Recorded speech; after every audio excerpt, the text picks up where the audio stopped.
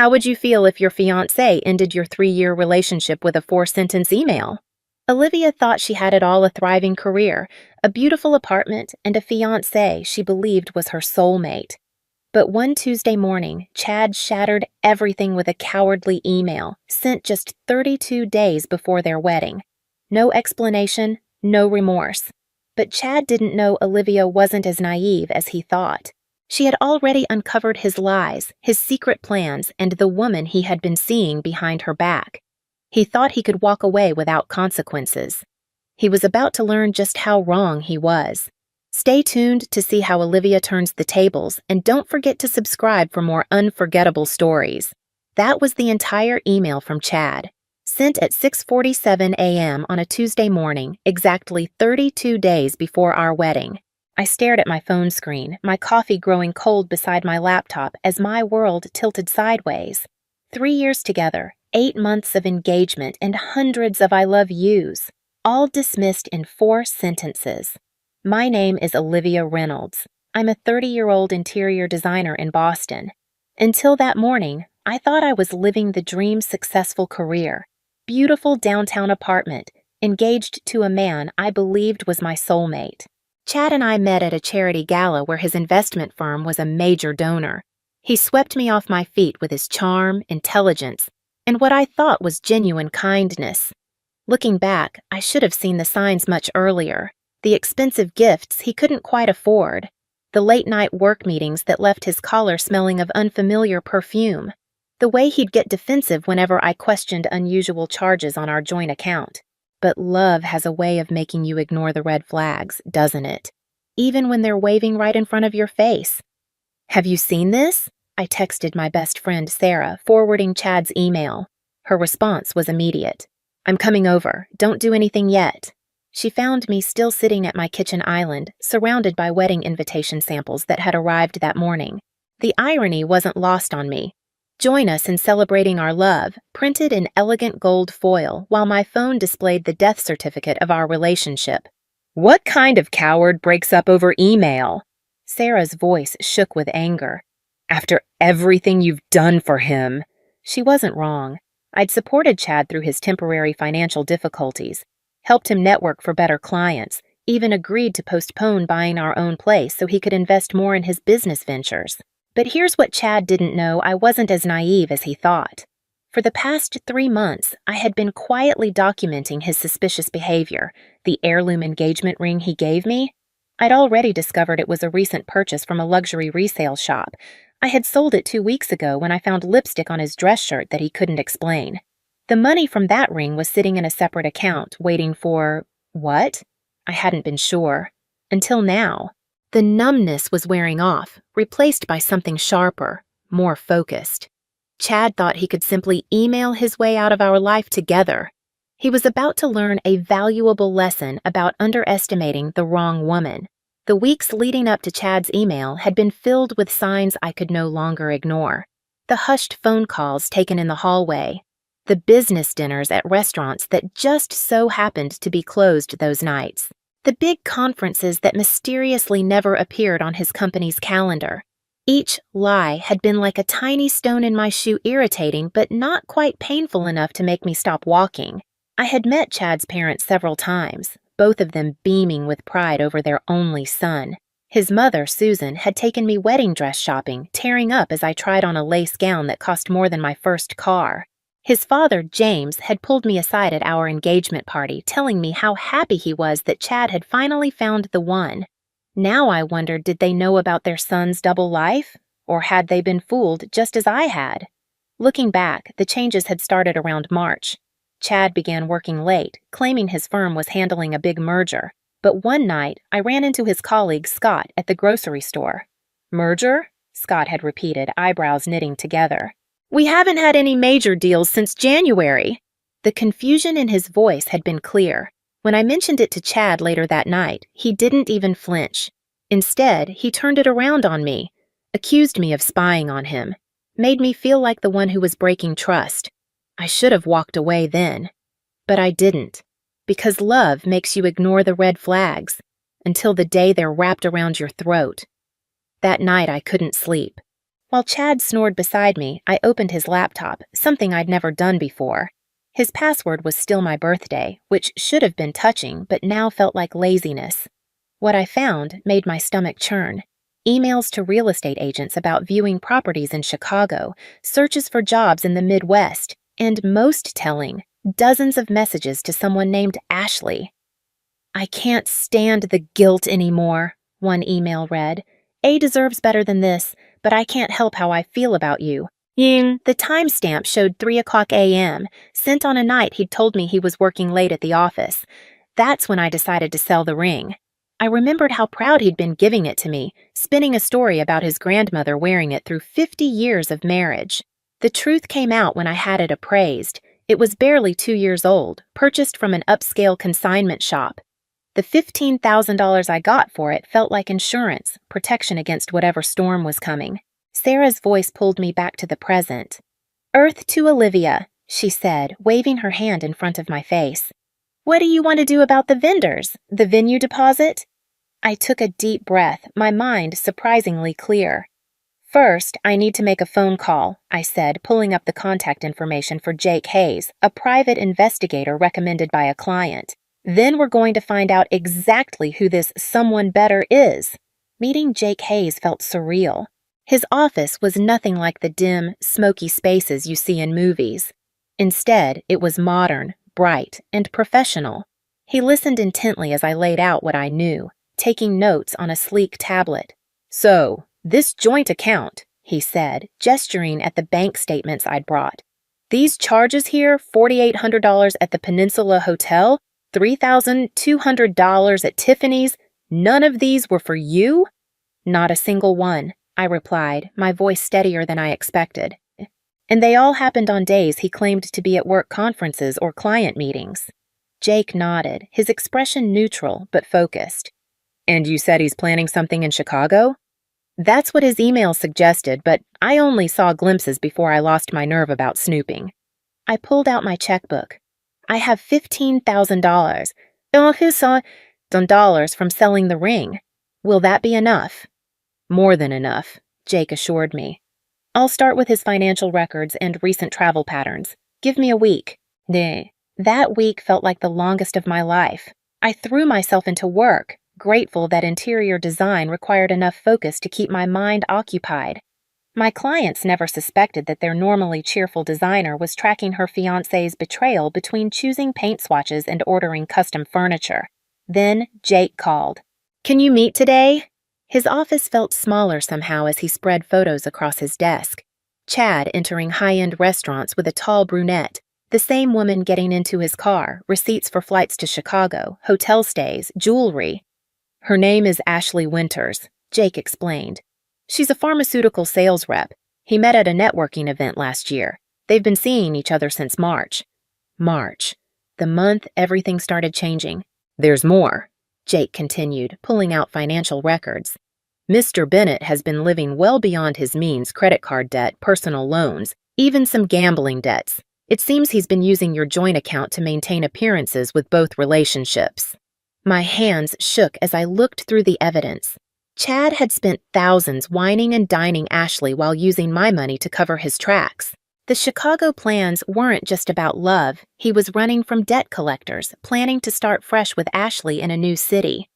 "What are my options?" I asked. Jake leaned back in his chair, his expression thoughtful. "Well, that depends on what you want. We have enough here to cause serious problems for his firm. Their financial disclosure policies are strict. We could also make sure Ashley sees these credit reports and collection notices. Or," he paused, his voice deliberate, "we could do something more strategic, make him face everything at once, his lies, his debts, his carefully constructed house of cards. But it would need to be handled carefully." I thought about Chad's dismissive email, the effortless cruelty in the way he had discarded our relationship, like I had never mattered. A plan began taking shape in my mind. "Tell me more about being strategic," I said. The first phase was simple, a text. "I accept your decision. I just need you to come get your things." His reply was almost insultingly quick. "I'll send movers next week." "No," I responded. "There are personal documents and family photos. You need to come yourself, Friday at 6. While waiting for Friday, I stayed busy. Jake had uncovered a very interesting detail. Ashley's company had strict policies about dating clients. And guess who had recently signed a major contract with her firm? Meanwhile, Chad's boss, Richard, was known for his obsession with ethical conduct, especially after a recent financial scandal had rocked their firm. I invited Sarah over to help set the stage. We arranged Chad's belongings neatly, placing everything in labeled boxes, printouts of his secret emails with Ashley, bank statements exposing his extravagant double life, and photos from Jake's surveillance, all sitting innocently, waiting to be discovered. At 5:55 p.m. on Friday, the doorbell rang. I opened it to find not just Chad, but Ashley standing beside him. My heart clenched for a split second, but I kept my expression fresh, neutral. She was beautiful, I had to admit, tall, elegant, and looking very uncomfortable. "So I thought it would be better if we were honest about everything," Chad said, his usual confidence flickering at my lack of reaction. Ashley wanted to. I cut him off. "You're both here. Come in." They followed me into the living room, where Richard was already sitting on my couch. Chad froze. The color drained from his face. "Richard? What are you—" "I invited him," I said calmly. "Since we're being honest about everything. Those boxes are yours, by the way. Feel free to look through them."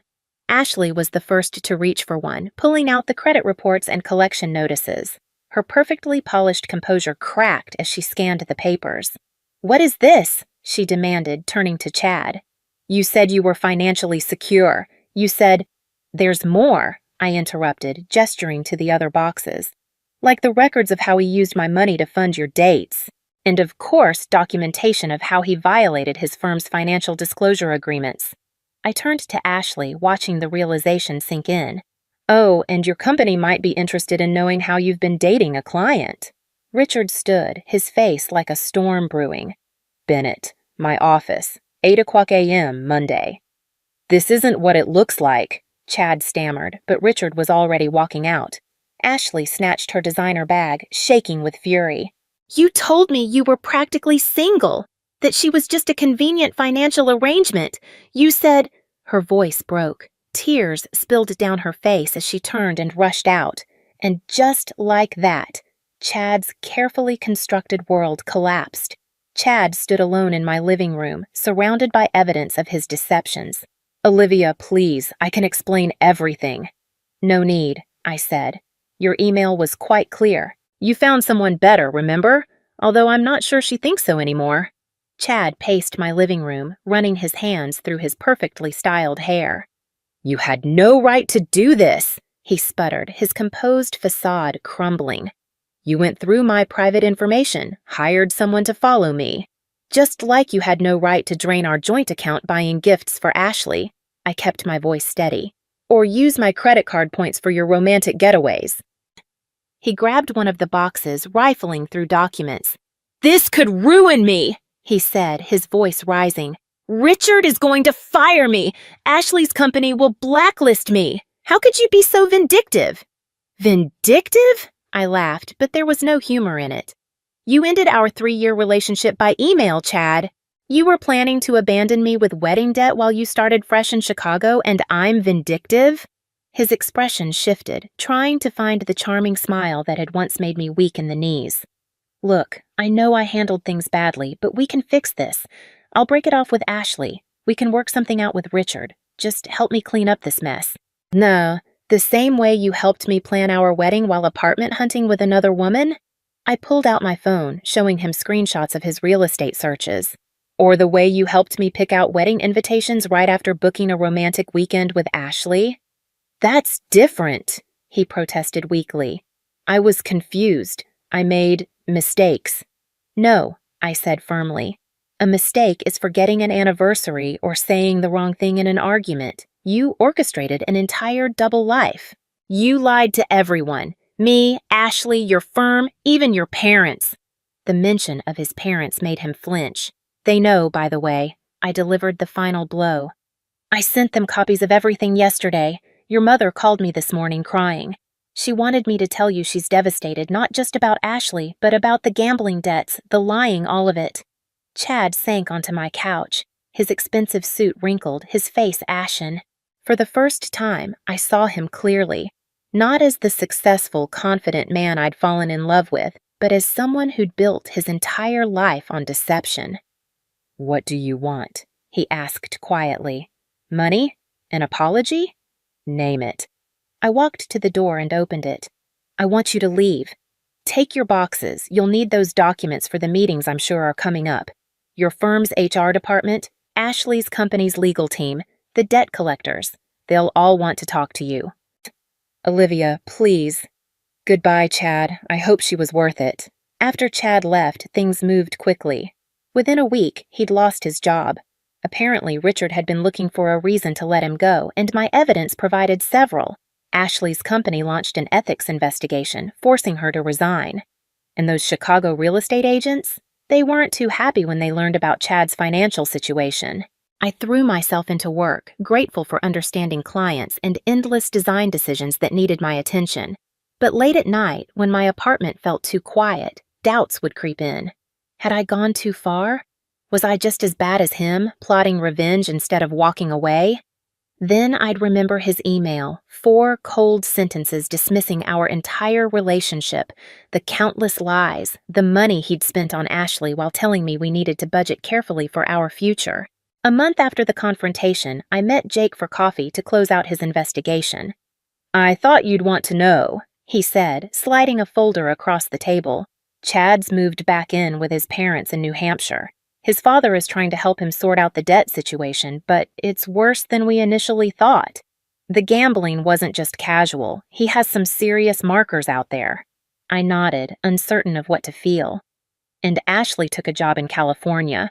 From what I can tell, she wants nothing to do with him." Jake paused, studying me. "You know, in my line of work, I see a lot of people seeking revenge.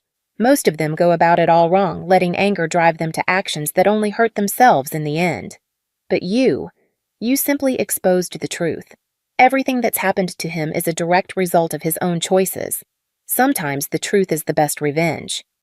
I thought about how effortlessly Chad had woven his lies, how easily he had kept up the facade. I just made sure everyone saw it at once. Jake smiled. "Well, your retainer still has some money left. Want me to keep tabs on him?" I considered it for a moment, then shook my head. "No, I'm done. He can figure out his own life now." As I walked home, my phone buzzed with a message from Sarah. "Lunch tomorrow? That new place on Newberry Street, my treat." "Teen," I smiled, thinking of how she had stood by me through everything. And that's when I realized the weight I had been carrying, the constant tension in my shoulders, was gone. Chad's betrayal had broken my heart, yes, but it hadn't broken me. Instead, it had revealed something I had never fully recognized: my strength. The truth had been my weapon, and I had wielded it perfectly. Chad had thought he could press send on an email and walk away unscathed. Instead, his carefully built house of cards had collapsed, leaving him alone to face the fallout of every lie he had told. The next few months brought changes I never expected. Without Chad constantly draining my finances, my savings flourished. I took on more high-end design projects, attracting clients who valued my eye for detail and trusted my judgment. My portfolio expanded, and with it, so did my confidence. One morning, while grabbing coffee at my usual spot, I ran into Richard, Chad's former boss. He had played a crucial role in the aftermath of my revelation, though we had never spoken about it directly. "Olivia," he greeted warmly. "How are you holding up?" I stirred my latte, considering the question. "Actually, I'm doing really well. Better than I expected." He nodded, then hesitated. "Listen, I should have told you this sooner. We had been investigating Chad's accounts for months before everything came out. There were irregularities we couldn't ignore, but we had no idea about the personal side of things. You, Ashley, the gambling. You did us a favor by bringing it all to light at once." "I just needed the truth to come out," I said simply. "Everything else was just consequences." "Well, speaking of consequences," Richard continued, "we're redesigning our office space, all 40,000 square feet of it. Would you be interested in submitting a proposal? Your reputation in the design community is excellent, and after everything, well, let's just say I trust your attention to detail." That project became my biggest yet, a full-scale corporate redesign that would cement my firm's place in the industry. The irony wasn't lost on me. Chad's downfall had led to my greatest professional breakthrough. My parents, once devastated over the wedding cancellation, now proudly told their friends about their daughter, the successful businesswoman. Mom even admitted, somewhat sheepishly, that she had never fully trusted Chad.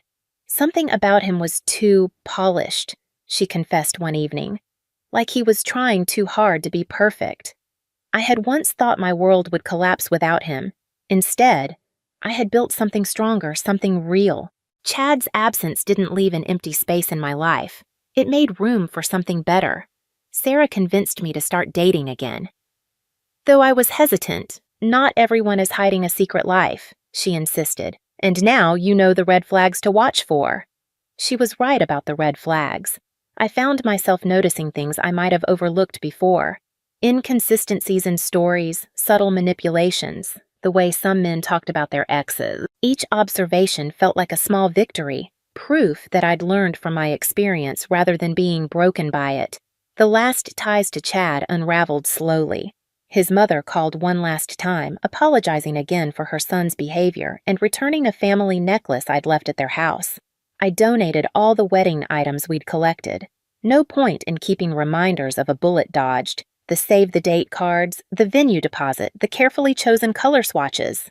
All of it went away, making room for new possibilities. Sometimes, usually late at night, I'd think about Ashley. Had she been as fooled as I was? Did she lie awake wondering which parts of her relationship with Chad had been real? I hoped she'd found her way to a better life too, free from his web of deception.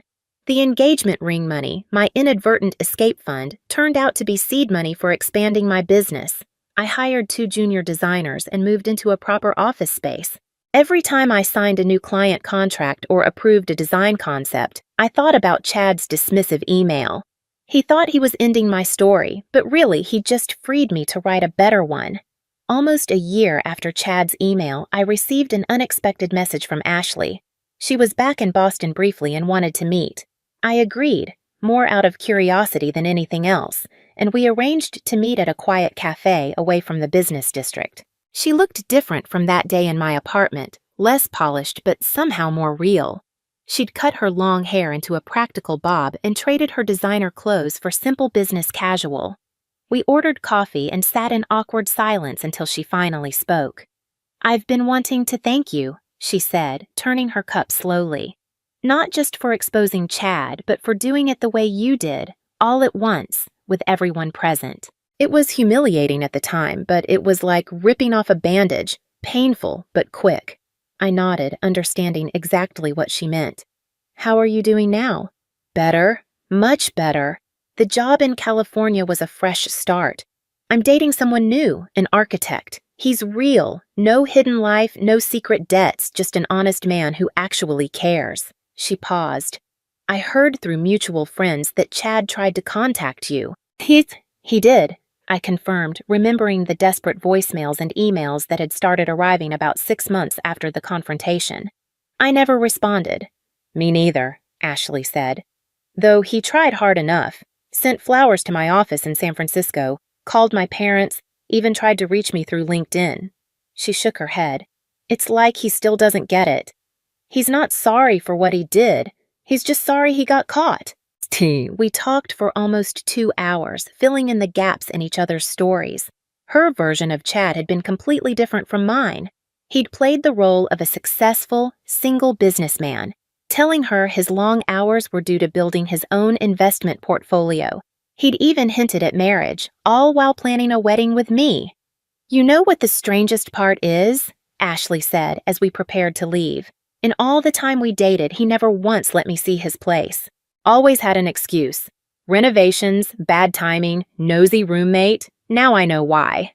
I laughed despite myself. He told me he was renovating his office for 6 months straight. I guess juggling lies gets complicated. Before we parted, Ashley handed me an envelope. "These were in my things. I thought you might want to decide what to do with them." Inside were photos of Chad and me from happier times. Parties, vacations, casual moments I hadn't known were photographed. I'd appeared in the background of pictures meant to capture his time with Ashley. I dropped the envelope in the first trash can I passed. Those memories, like Chad himself, no longer had any power over me. My life had moved in a different direction, one with more honesty, success, and genuine relationships than I'd had when I was planning a future with him. That evening, I had dinner with Sarah and told her about meeting Ashley. She raised her glass with a knowing smile. "You both dodged a bullet," she said.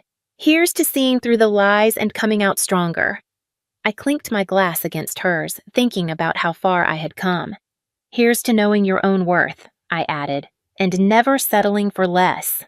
Looking back now, I barely recognized the woman who once sat staring at that cold email from Chad. She was someone who believed love meant accepting lies, who measured her worth through someone else's validation. The journey from that morning to where I am now wasn't easy, but it transformed me in ways I never expected. My design firm has flourished beyond my wildest dreams. The project for Richard's company opened doors to other corporate clients, and I've since hired 3 more designers just to keep up with demand. Last month, a prestigious design magazine featured our work on their cover, a stunning restoration project that perfectly captured my philosophy of blending elegance with authenticity. The money I got from selling Chad's ring turned out to be the best investment I ever made. Not just financially, but emotionally. It taught me to trust my instincts, to act decisively when something feels wrong. That lesson has served me well in business and in life. Sarah jokes that I should thank Chad for setting me free, but I don't give him that much credit. My success came from choosing myself, from refusing to let his betrayal define me. Instead of drowning in hurt and anger, I channeled those emotions into building something meaningful.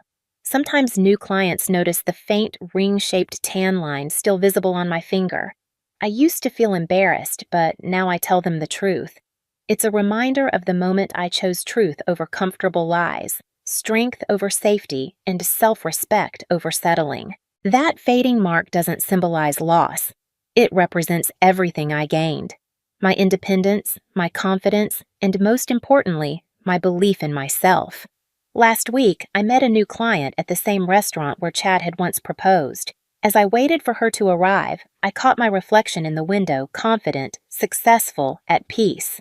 The hostess recognized me and mentioned that Chad had been in recently, looking worse for wear, trying to impress a date with grand stories about his upcoming business ventures.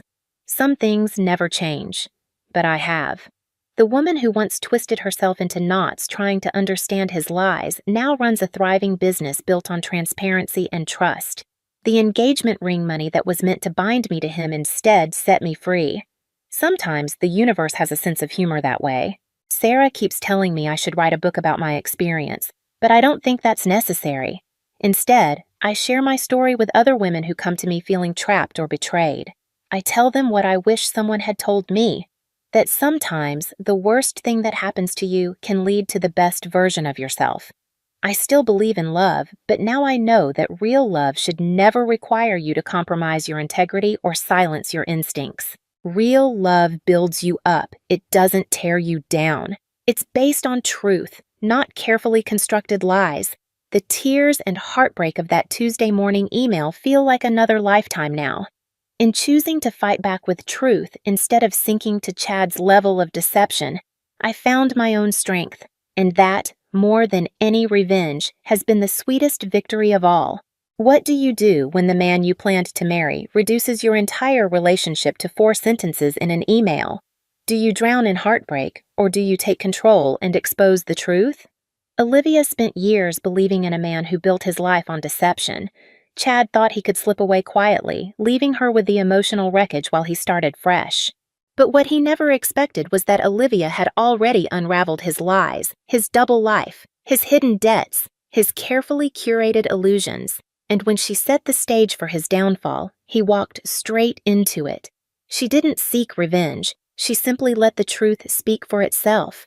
In one night, Chad lost everything: his job, his reputation, his new relationship. The same lies he used to manipulate others became the very chains that destroyed him. Meanwhile, Olivia walked away with her dignity intact, proving that the best response to betrayal isn't anger, it's success. Now, she's thriving. Her business is booming, her confidence is unshaken, and the weight of Chad's lies is nothing more than a fading memory. She didn't just survive, she turned his betrayal into her greatest victory. So, here's the real question. Would you have done the same? Would you have let him walk away, or would you have ensured that every lie he told came back to haunt him? Let's talk about it in the comments, and if you loved this story, don't forget to like, subscribe, and stay tuned for more.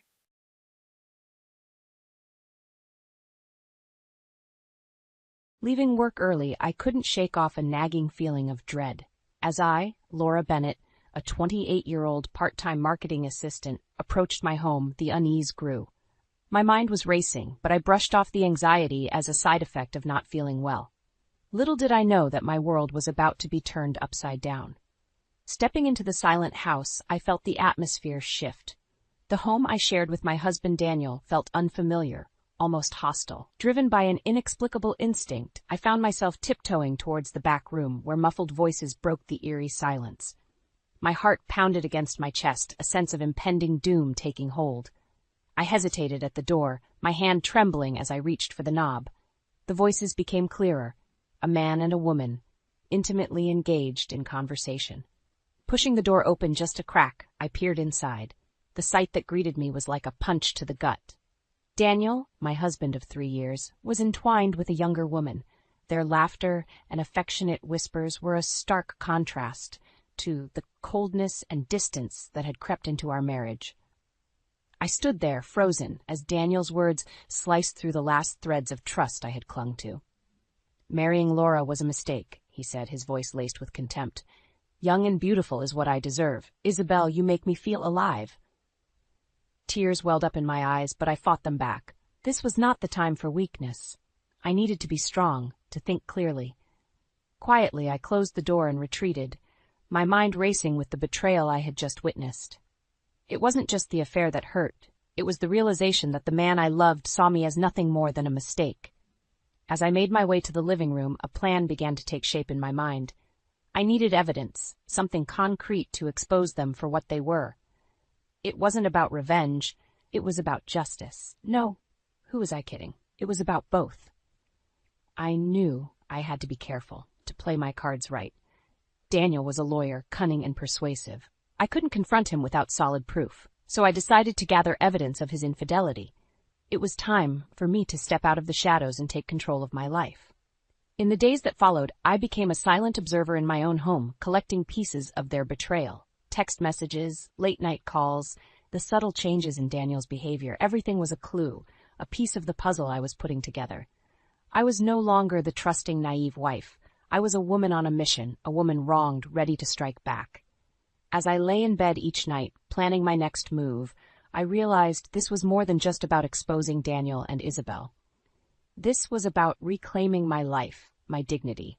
I was ready to face the storm. I had to be. When Daniel and I first met, it felt like a scene out of a romantic movie. He was a charismatic lawyer, and I, a marketing assistant, found myself drawn to his confidence and charm.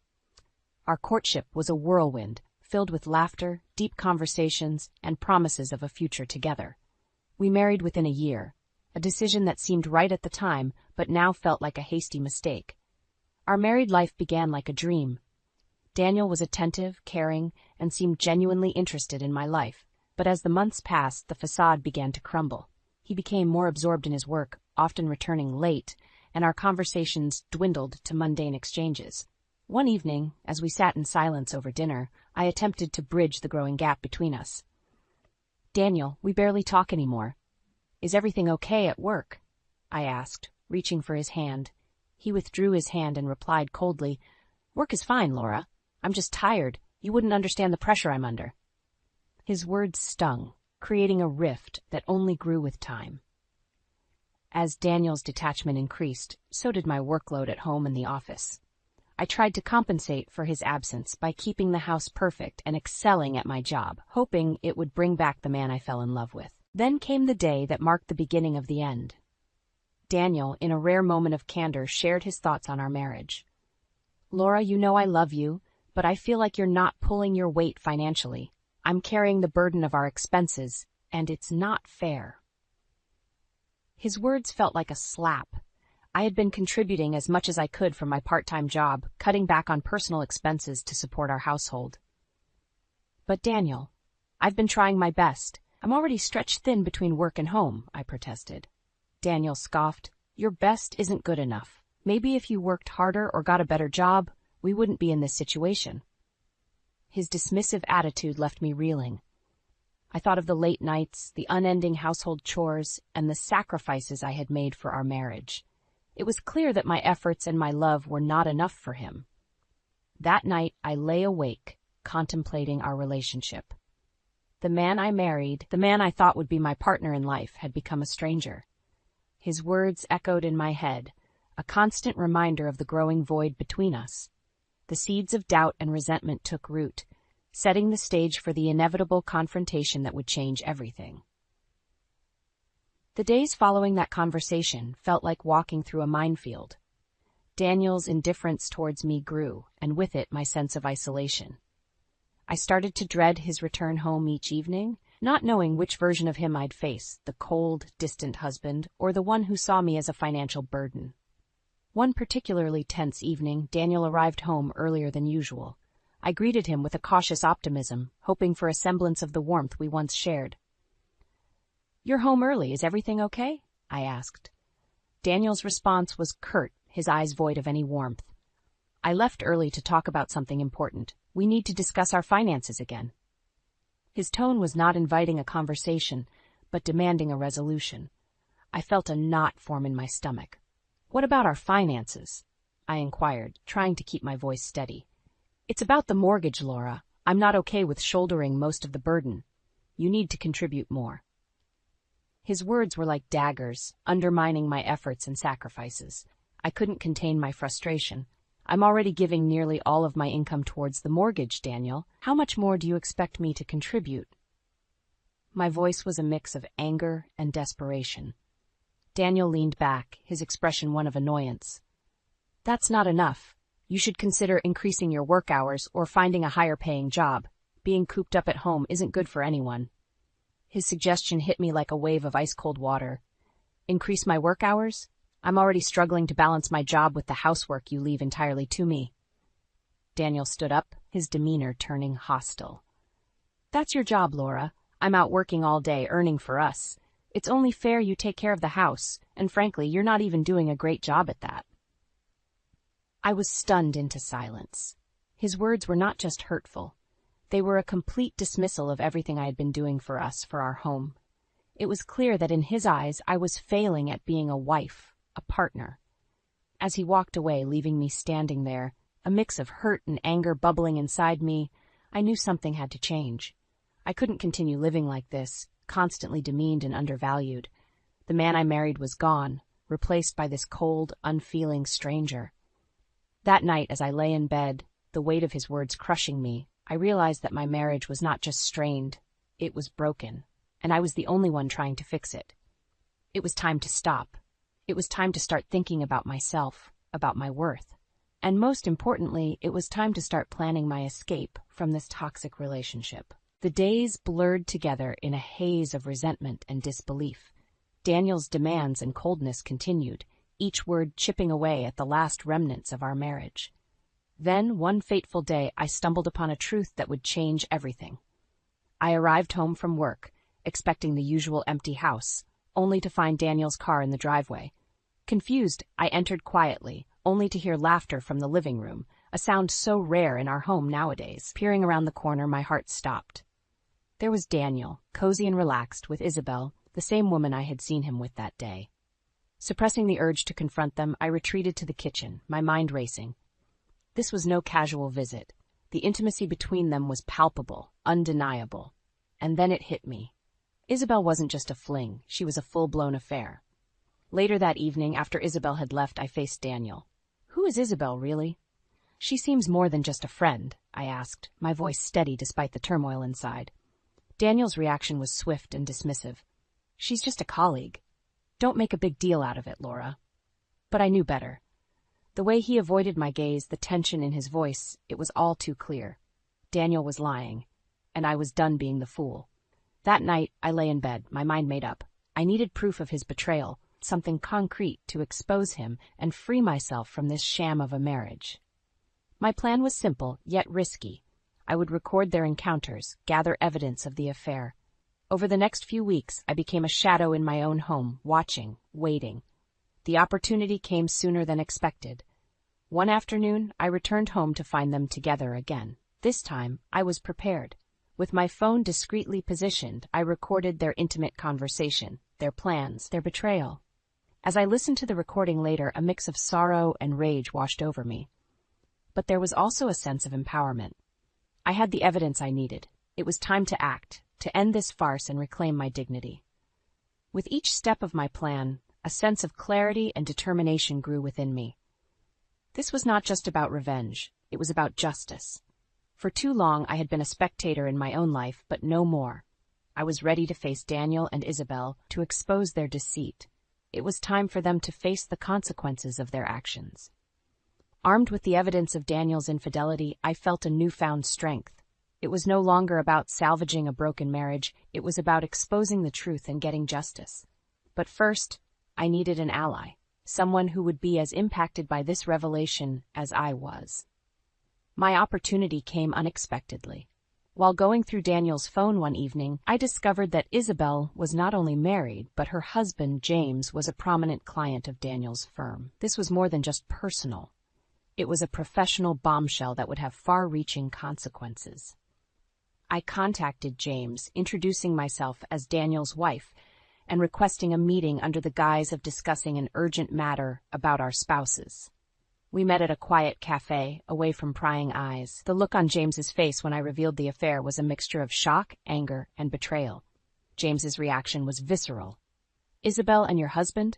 This is unbelievable. How long has this been going on?" he demanded, his voice shaking with emotion. I shared the evidence, watching as his face contorted with pain and fury. "I had my suspicions, but this is concrete proof. She's betrayed me, and with your husband, no less." The plan was set into motion. James would confront Isabel and I would confront Daniel, both of us armed with the undeniable truth. It was a risky move, but I was past caring. I wanted to see Daniel's facade crumble, to watch him face the consequences of his actions. The confrontation with Daniel was cathartic. I watched as his face turned pale, his usual confident demeanor crumbling under the weight of his exposed secrets. "Laura, this isn't what it looks like. We can talk about this," he stammered, his voice betraying his panic. "No, Daniel, there's nothing left to talk about. I know everything." "And so does James," I replied, my voice steady despite the storm raging inside me. The fallout was swift and devastating.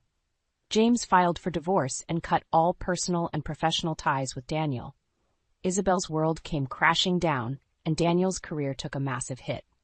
But for me, it was a bittersweet victory. I had exposed them, but at the cost of my own marriage and the life I thought I had. As I watched Daniel's life unravel, I felt a sense of closure.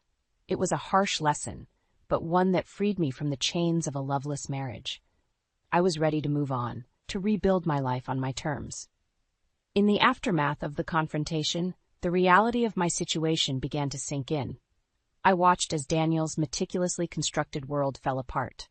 The man who once held himself with unshakable confidence was now a shadow of his former self, reeling from the impact of his own actions. The final blow came during a tense meeting at our lawyer's office to discuss the divorce proceedings. Daniel, looking defeated, tried to salvage what little he could from the ruins of his life. "Look, Laura, can't we sort this out amicably? Think about what you're doing here. This will ruin both our lives," Daniel pleaded, his voice laced with desperation. I looked at him, feeling a mixture of pity and revulsion. "Amicable? After what you did? You didn't think of our lives when you were with Isabel. It's too late for regrets, Daniel." Our lawyer, a stoic man, handed Daniel the divorce papers. "The terms are clear. Given the circumstances, there will be no alimony. You'll also need to agree on the division of assets." Daniel's face contorted in anger. "This is ridiculous. I earned most of this. She doesn't deserve half of my assets." I remained calm, my resolve unshaken. "I don't want your money, Daniel. I want my freedom. And you can keep your assets. I'm starting anew, far from the shadow of your deceit." The divorce was finalized swiftly. Daniel's career continued to spiral downward as the scandal became public knowledge. Isabel, on the other hand, faced her own set of consequences. Her marriage to James ended in a bitter divorce, and she was left to grapple with the social and professional fallout of her actions. As for me, I emerged from the chaos with a sense of liberation. I had lost my marriage, but I gained something far more valuable: my self-respect and independence. I sold the house, a place that once symbolized our shared dreams, and moved into a modest apartment, embracing my new beginning. My days were no longer filled with the dread of Daniel's return or the anguish of his betrayal. Instead, I focused on rebuilding my life, rediscovering my passions, and reconnecting with old friends. The experience had changed me, but it also strengthened me. I realized that life often throws unexpected challenges our way, and how we respond to them defines us. I chose to stand up for myself, to fight back against betrayal and deceit, and in doing so, I found a resilience I never knew I had.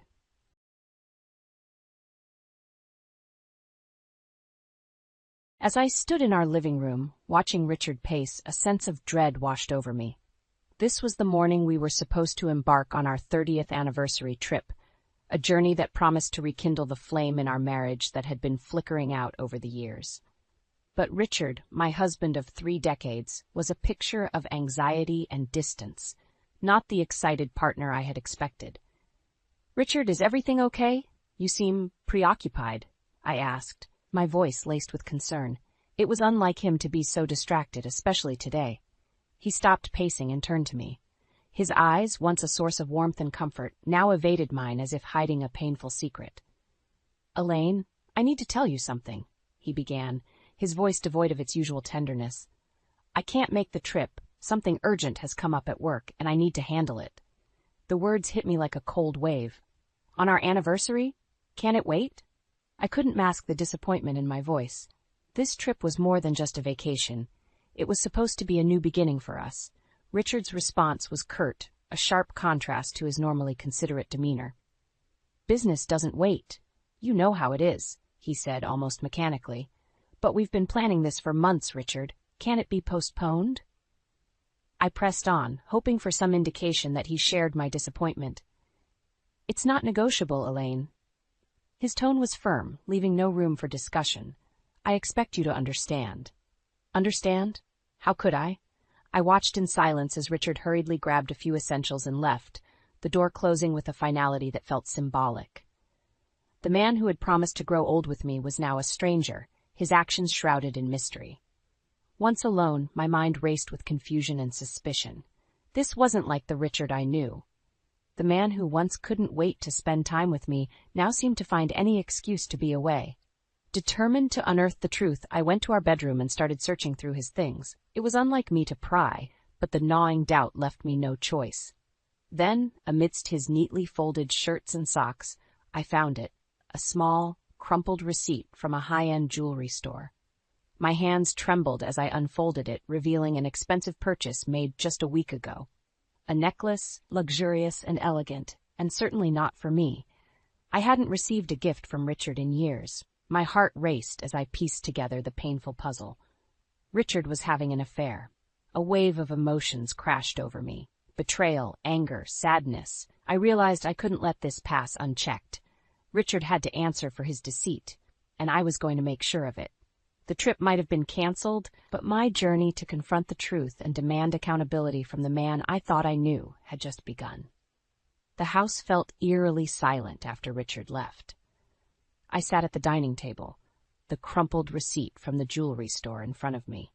The more I thought about it, the clearer it became. This was not the first sign of Richard's infidelity, but merely the latest in a series of subtle changes I had been too naive to acknowledge. I thought back to the late nights he claimed were spent at work, the sudden weekend meetings, and the decreasing number of calls he made to check in on me. Each memory was a piece of a jigsaw puzzle I had refused to complete until now. Armed with a resolve hardened by betrayal, I decided it was time to take action. I couldn't confront Richard without solid proof. I needed to know more, to understand the extent of his deception. My first step was to call the jewelry store. Disguising my voice, I inquired about the necklace on the receipt. The salesperson, eager to help, confirmed that the piece was indeed purchased by Richard, and he had mentioned it was a gift for someone special.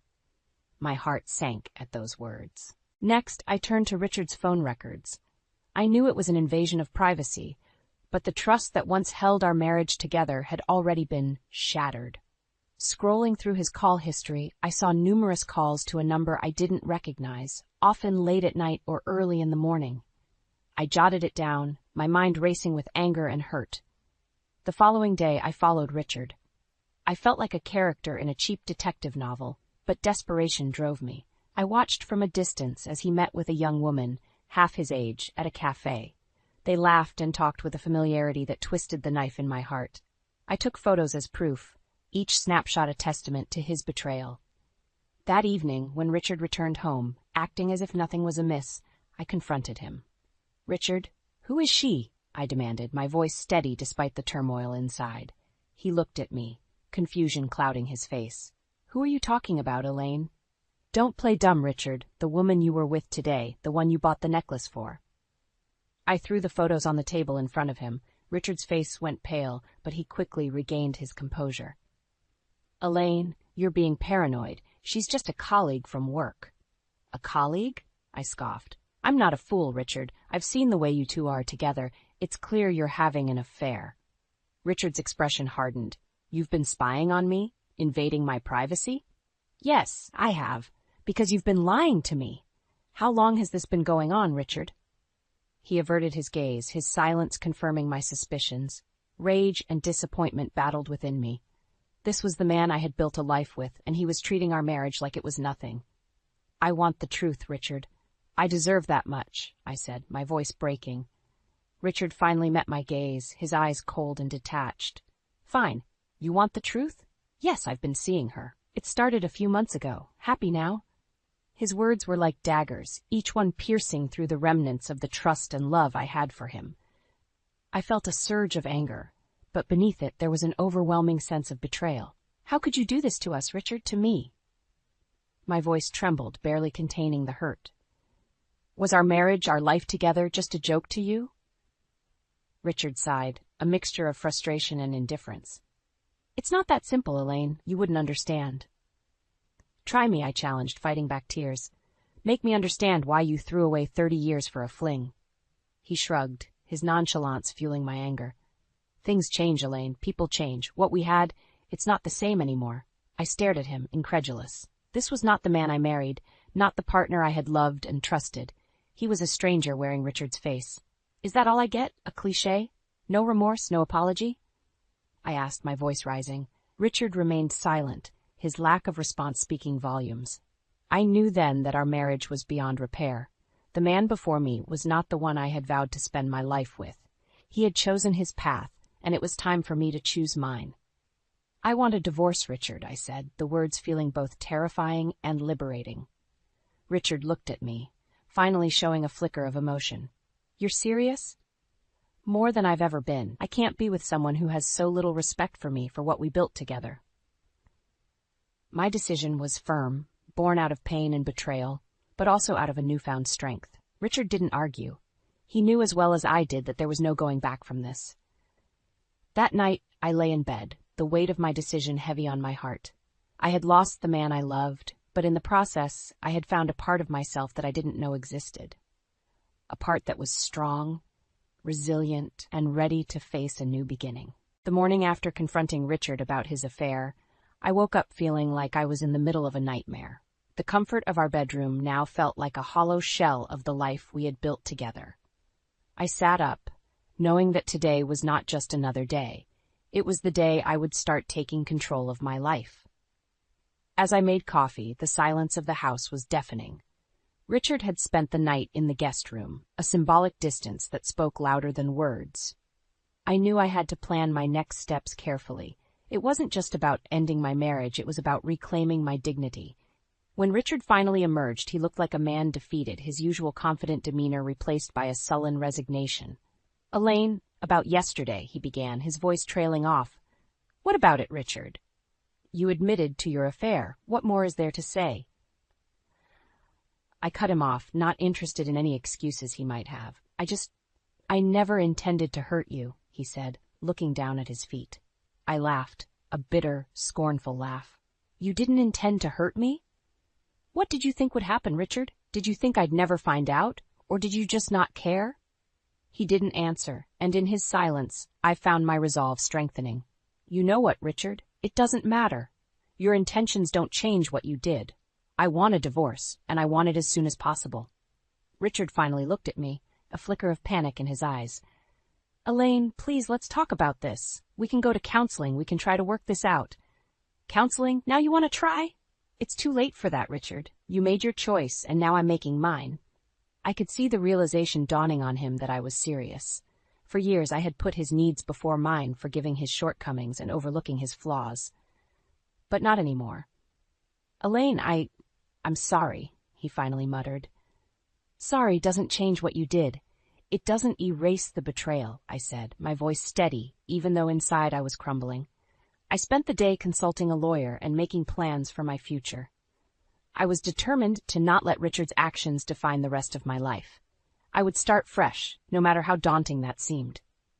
That evening, as I lay in bed, I realized that despite the pain and betrayal, I felt a sense of empowerment. I was taking charge of my destiny, no longer a passive player in Richard's deceitful game. For years, I had clung to the hope that our love would prevail, that we would overcome any obstacle.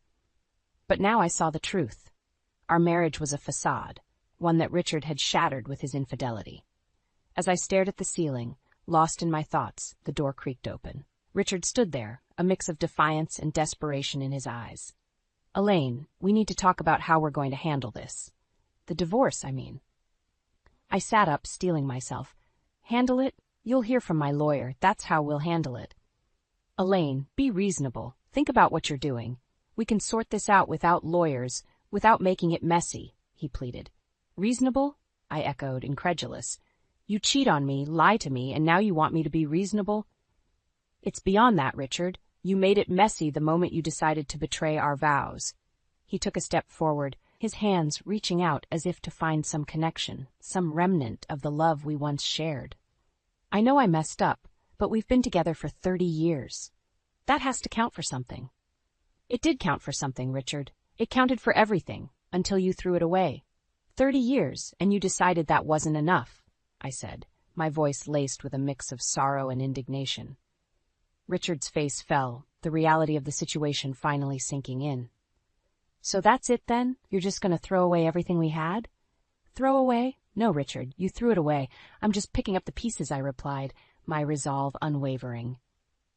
He stood there for a moment as if waiting for me to change my mind, to offer some glimmer of hope, but there was none left to give. Finally, with a defeated sigh, he turned and left the room. Lying in the dark, I realized the enormity of the path ahead. The divorce would be just the beginning.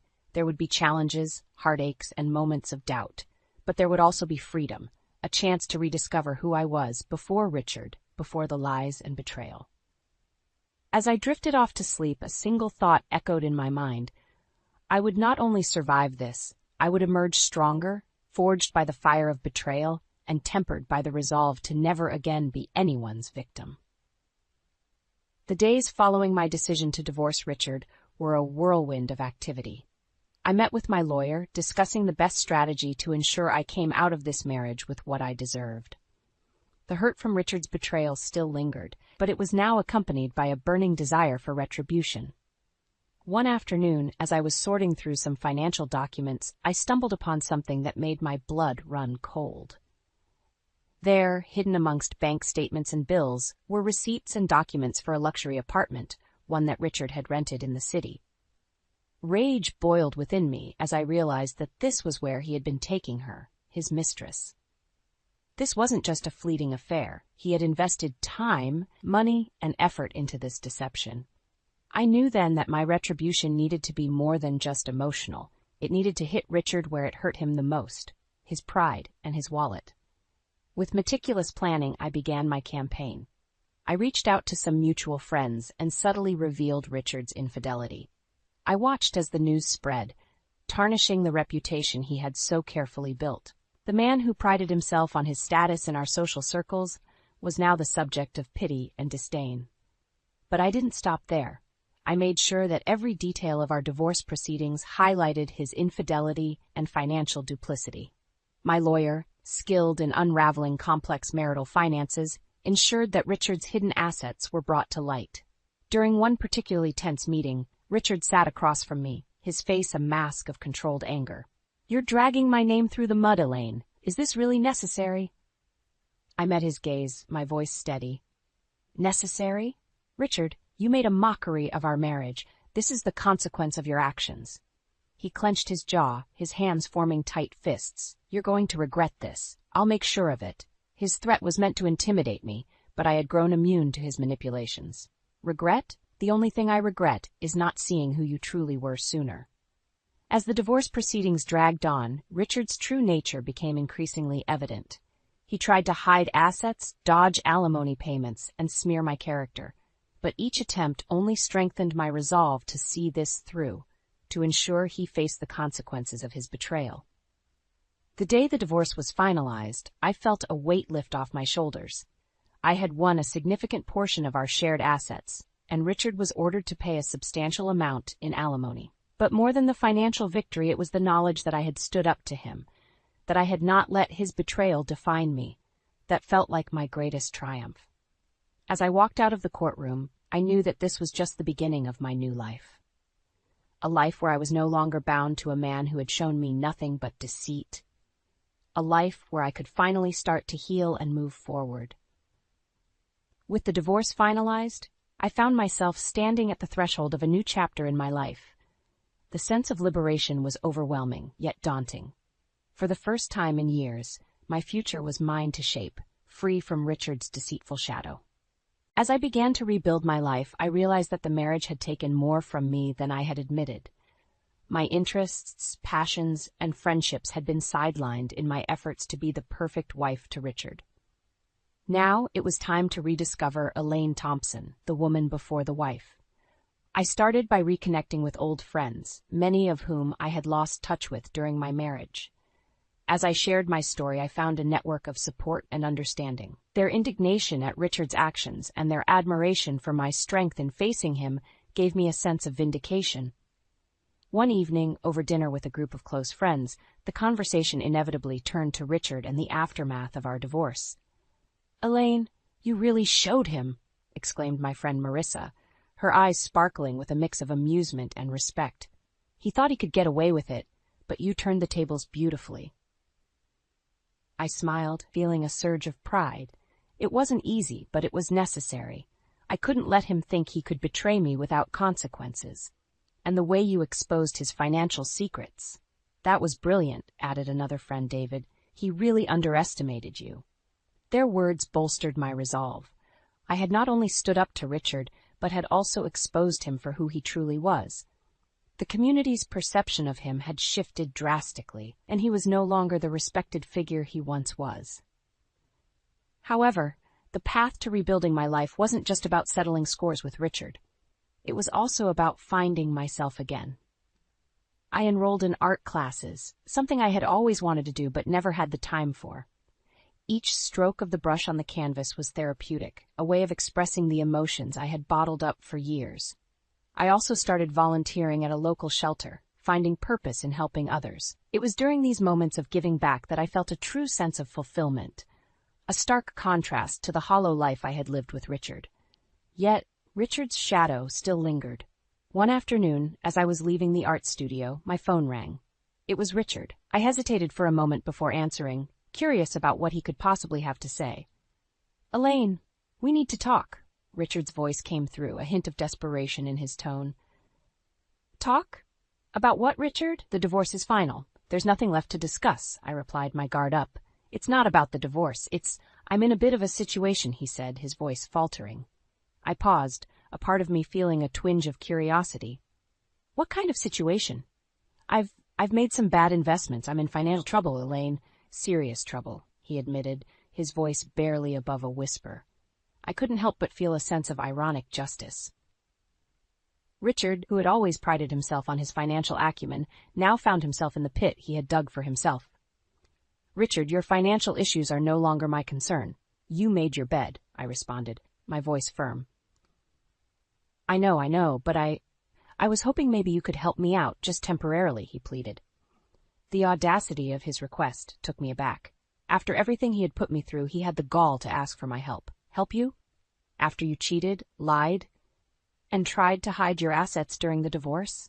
You must be joking, I said, incredulity lacing my words. I'm serious, Elaine. I wouldn't ask if it weren't urgent. I might lose everything, he pressed. Richard, you lost everything the moment you decided to betray our marriage. I suggest you find another way to solve your problems, I said, ending the call. As I put the phone down, a sense of empowerment washed over me. The Richard who had once controlled and manipulated me was now at the mercy of his own poor decisions. I had moved on, building a life filled with new passions, friends, and a sense of purpose. The road ahead was still long, and I knew there would be challenges. But for the first time in years, I felt truly alive, the architect of my own destiny. Richard was a chapter closed, a painful lesson learned, but also the catalyst for my transformation into a stronger, more independent version of myself. In the months following our divorce, Richard's life seemed to unravel at the seams. The once respected businessman was now a shadow of his former self, his poor choices catching up to him. I heard snippets of his misfortunes through mutual acquaintances, each story a testament to his rapidly declining situation. One day I received an unexpected visit from Richard. He stood at my doorstep, a man defeated. His clothes were disheveled, a far cry from the meticulously dressed Richard Ward once knew. Elaine, I need to talk to you. It's important, he said, his voice lacking its usual confidence. I hesitated, but eventually led him into the living room.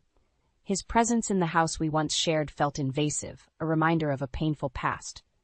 What is it, Richard? I thought we had nothing left to say to each other, I said, my arms crossed. It's about the money I owe, he started, unable to meet my eyes. I've been drowning in debt. The investments I made, they've gone south. I'm on the brink of bankruptcy. I listened, feeling a mix of vindication and pity. Richard, who had always prided himself on his financial prowess, was now crumbling under the weight of his own arrogance. Elaine, I was wondering if you could lend me some money. Just enough to get back on my feet, he pleaded. The request left me speechless. After everything he had done, he still had the audacity to ask for my help. Richard, you must be out of your mind. Why would I help you after you betrayed me, after you tried to cheat me out of what was rightfully mine? I said, the bitterness evident in my voice. I know I've made mistakes, Elaine, terrible ones, but I'm desperate. I have nowhere else to turn, he said, a hint of desperation creeping into his voice. Your mistakes were your own doing, Richard. You chose to betray our marriage, to lie, to deceive.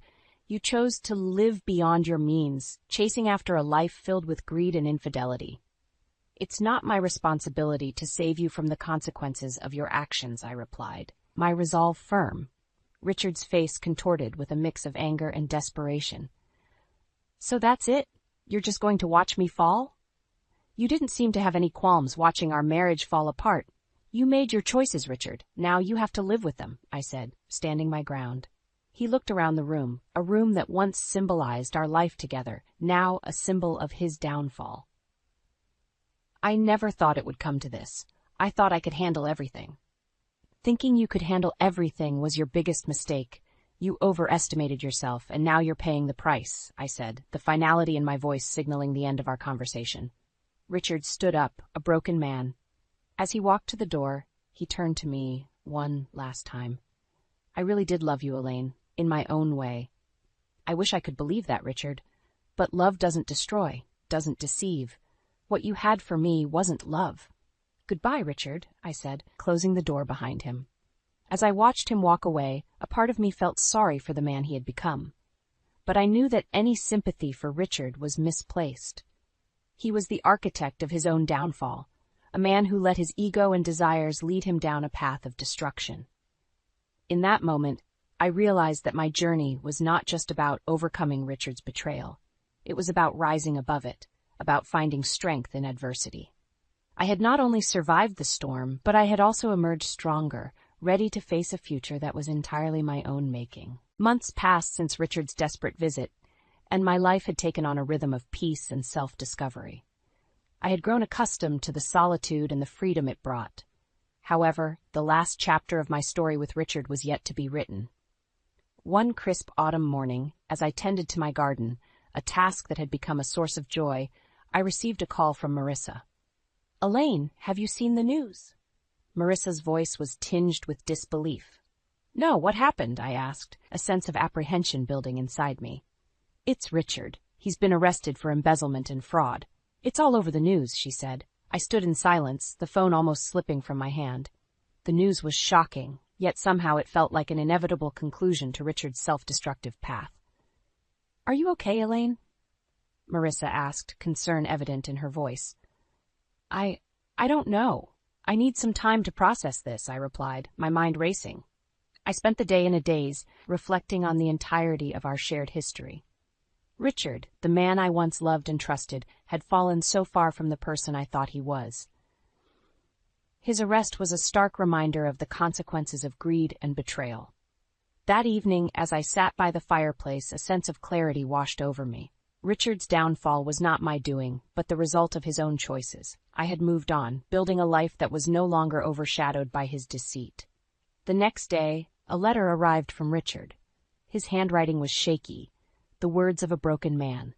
He wrote of his regrets, his mistakes, and his realization of the pain he had caused.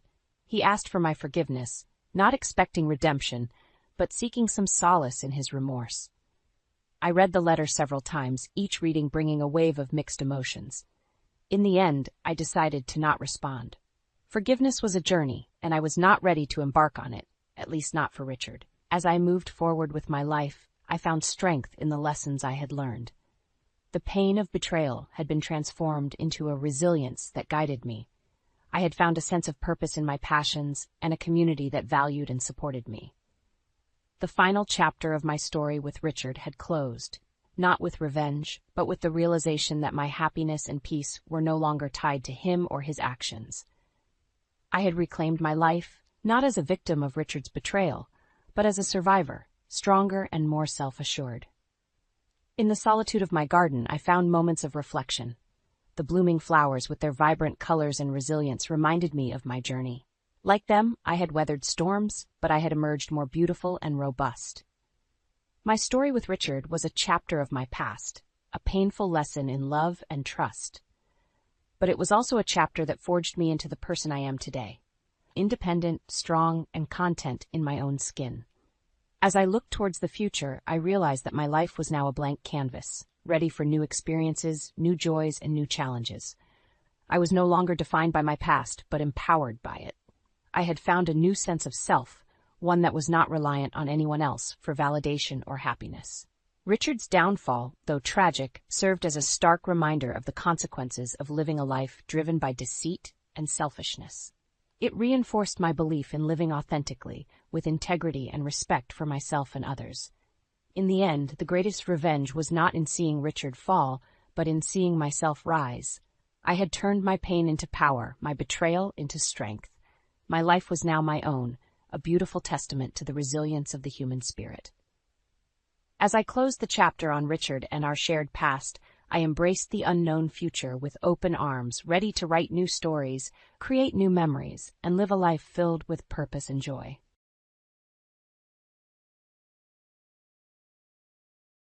I pushed open the door to the maternity ward with a sense of anticipation, only to have it crushed under the weight of the scene before me. There, in a room filled with the soft coos of a newborn, was Emily, my childhood friend, and Jack, the man I called my husband. Between them lay the undeniable truth, a baby, their baby. "Anna, you're here." Emily's voice was falsely cheerful. "Meet Ethan, our little miracle." The words hit me like a physical blow, yet I managed to find a smile. "He's beautiful, Emily. Congratulations." Jack stood there, a picture of conflict. "Anna, I can explain," he stammered.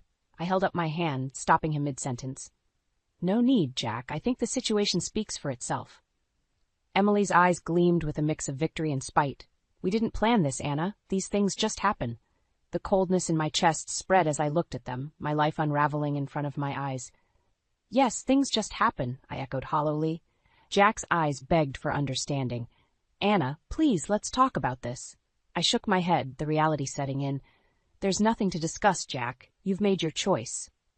Emily butted in, her voice sharp. It's not like you were starting a family anyway. What with your career and all?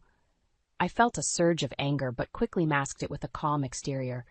My career has nothing to do with this betrayal, Emily. You know that. Jack tried to reach out, his face etched with regret. With Anna, I'm sorry. I never wanted to hurt you. I stepped back, avoiding his touch. But you did, Jack. You both did. Turning to leave, I could feel their eyes on my back, heavy with unspoken words and guilt. As I walked out, Emily's voice, laced with fake concern, followed me. Take care, Anna. We really are sorry. Outside, the hospital's pristine halls felt suffocating. I pulled out my phone with trembling hands and dialed a familiar number. It's me. It happened. The baby, it's Jack's. My voice was steady, belying the chaos within. I need your help. We need to meet immediately. The call ended, and I was left staring at the sterile walls, my mind racing. This was not just a betrayal, it was a declaration of war, and I was not going to retreat. A week later, I sat across from my old friend, Lisa, at a quiet cafe downtown. Lisa had been my confidant since college, the one person who knew me inside out. Anna, how are you holding up? Lisa's concern was evident in her eyes. I took a deep breath, steadying my voice. I'm managing. It still feels unreal, you know? Lisa reached across the table, squeezing my hand. I can only imagine. But why did you want to meet? Is there something you're planning? A flash of determination crossed my face. I can't let them get away with this, Lisa. I need to do something. Lisa leaned in, her expression serious. What are you thinking, Anna? I hesitated for a moment before speaking. I want to expose them, make them feel the pain they've caused me. Lisa nodded, understanding my need for retribution. Do you have a plan? I outlined my idea, watching as Lisa listened intently. First, I need to gather evidence. Texts, emails, anything that proves their affair. Smart move, Lisa commented. But how will you get this evidence? I have access to Jack's laptop. He's careless with passwords, and I know Emily's routine. It won't be difficult to catch her off guard. Lisa's eyes narrowed in thought. And after you get this evidence? I felt a cold resolve settle within me. I'm going to expose them publicly. At the Smith family reunion next month, Jack's entire family will be there. Lisa's eyes widened. That's bold, Anna, but what about the repercussions? I met her gaze squarely. I've thought about it. I'm ready for whatever comes next. They need to pay for their betrayal. Lisa sighed, offering a supportive smile. I'm with you, Anna. Whatever you need, I'm here. I felt a surge of gratitude for Lisa's unwavering support. Thank you, Lisa. I'll need your help to pull this off. We spent the next hour strategizing, plotting each step with meticulous care. As I left the cafe, a sense of purpose filled me. Jack and Emily had shattered my world, but I was going to rebuild it on my terms. They would soon learn the cost of their deceit. The evening was chilly as I parked outside Jack's office building, waiting. Tonight was crucial. I needed to access his laptop to find undeniable proof of his betrayal with Emily. As Jack's car finally pulled out of the parking lot, I slipped inside, using the spare key he didn't know I had. My heart pounded as I made my way to his home office, a room once filled with shared dreams and now just a symbol of his deceit. I booted up his laptop, my fingers flying over the keys. Emails, messages, photos, the evidence of their affair unfolded before me. My heart ached, but I pushed the pain aside. This was about justice now. Anna, what are you doing here? I spun around, startled. Jack stood in the doorway, his face a mix of surprise and guilt. I could ask you the same, Jack, working late or just avoiding coming home. My voice was steady, but my insides churned with anger. Jack sighed, running a hand through his hair. I'm sorry, Anna. I know I've hurt you. I scoffed, turning back to the laptop. Sorry doesn't even begin to cover it, Jack. I trusted you. Jack moved closer, his voice softening. Anna, let's talk. We can fix this. I spun around, anger flaring. Fix this? How, Jack? By pretending you didn't betray me with my best friend? Jack flinched at my words, but his expression hardened. It wasn't planned, Anna. It just happened. I laughed bitterly. It just happened. That's your excuse? You destroyed our marriage, Jack. Jack's gaze dropped. I know I made a mistake, but I still love you, Anna. I shook my head in disbelief. Love? Is that what you call this? Sneaking around, lying to my face? Jack reached out, but I stepped back. Don't, Jack. We're beyond that now. My eyes returned to the laptop screen, the evidence glaring back at me. I have what I need now. Proof of your little affair. Jack's eyes widened in panic. Anna, please, think about what you're doing. I met his gaze, my resolve unwavering. I have thought about it, Jack, and I'm just getting started. Leaving Jack standing there, I walked out with the evidence I needed. It was time for them to face the consequences of their actions. The day of the Smith family reunion arrived, a perfect stage for the unveiling of Jack and Emily's deceit.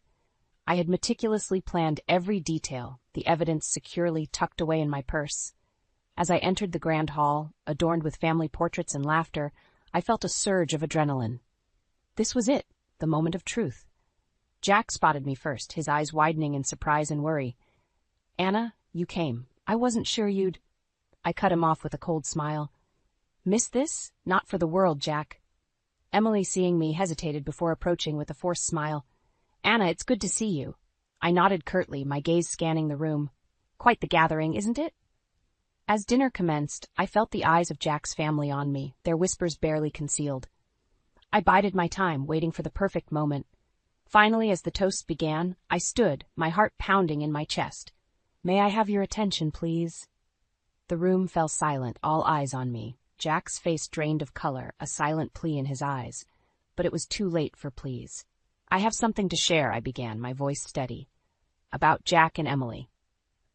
A collective gasp filled the room as I pulled out the photos and messages, displaying them for all to see. The evidence of their affair, undeniable and raw. The reactions were immediate and varied. Shock, anger, disappointment. Jack's mother looked like she might faint, while his father's face reddened in fury. Emily tried to interrupt, her voice shrill. Anna, please, this isn't what it looks like. I turned to her, my gaze cold. Isn't it? It looks like betrayal to me. It looks like my husband and my best friend stabbing me in the back. Jack finally found his voice, his tone desperate. Anna, I'm so sorry. Please, let's talk about this. I shook my head, my resolve firm. There's nothing left to say, Jack. You've made your bed, and now you can lie in it. The room erupted into chaos, family members voicing their outrage and disappointment. Jack's father approached me, his expression one of deep regret. Anna, we had no idea. I'm so sorry you had to go through this. I nodded, feeling a strange sense of relief amidst the turmoil. Thank you, Mr. Smith. I just thought you all deserved to know the truth. As I left the room, the weight of the past months seemed to lift off my shoulders. I had done it, exposed their lies, their betrayal. The path ahead would be challenging, but for the first time in a long time, I felt a sense of hope.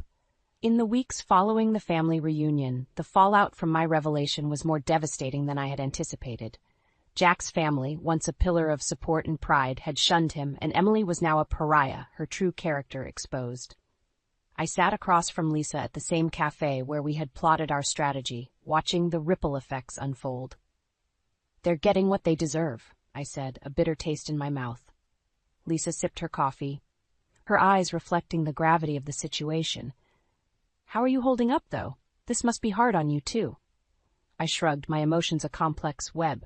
It's a relief, honestly, but it's also empty. I wanted justice, and I got it, but at what cost? Lisa reached over, her touch reassuring. You stood up for yourself, Anna. Don't ever regret that. News of the scandal had spread like wildfire. Jack had been suspended from his job pending an investigation, and Emily's social circles had turned their backs on her. Their affair, once hidden in shadows, was now in the harsh light of public scrutiny.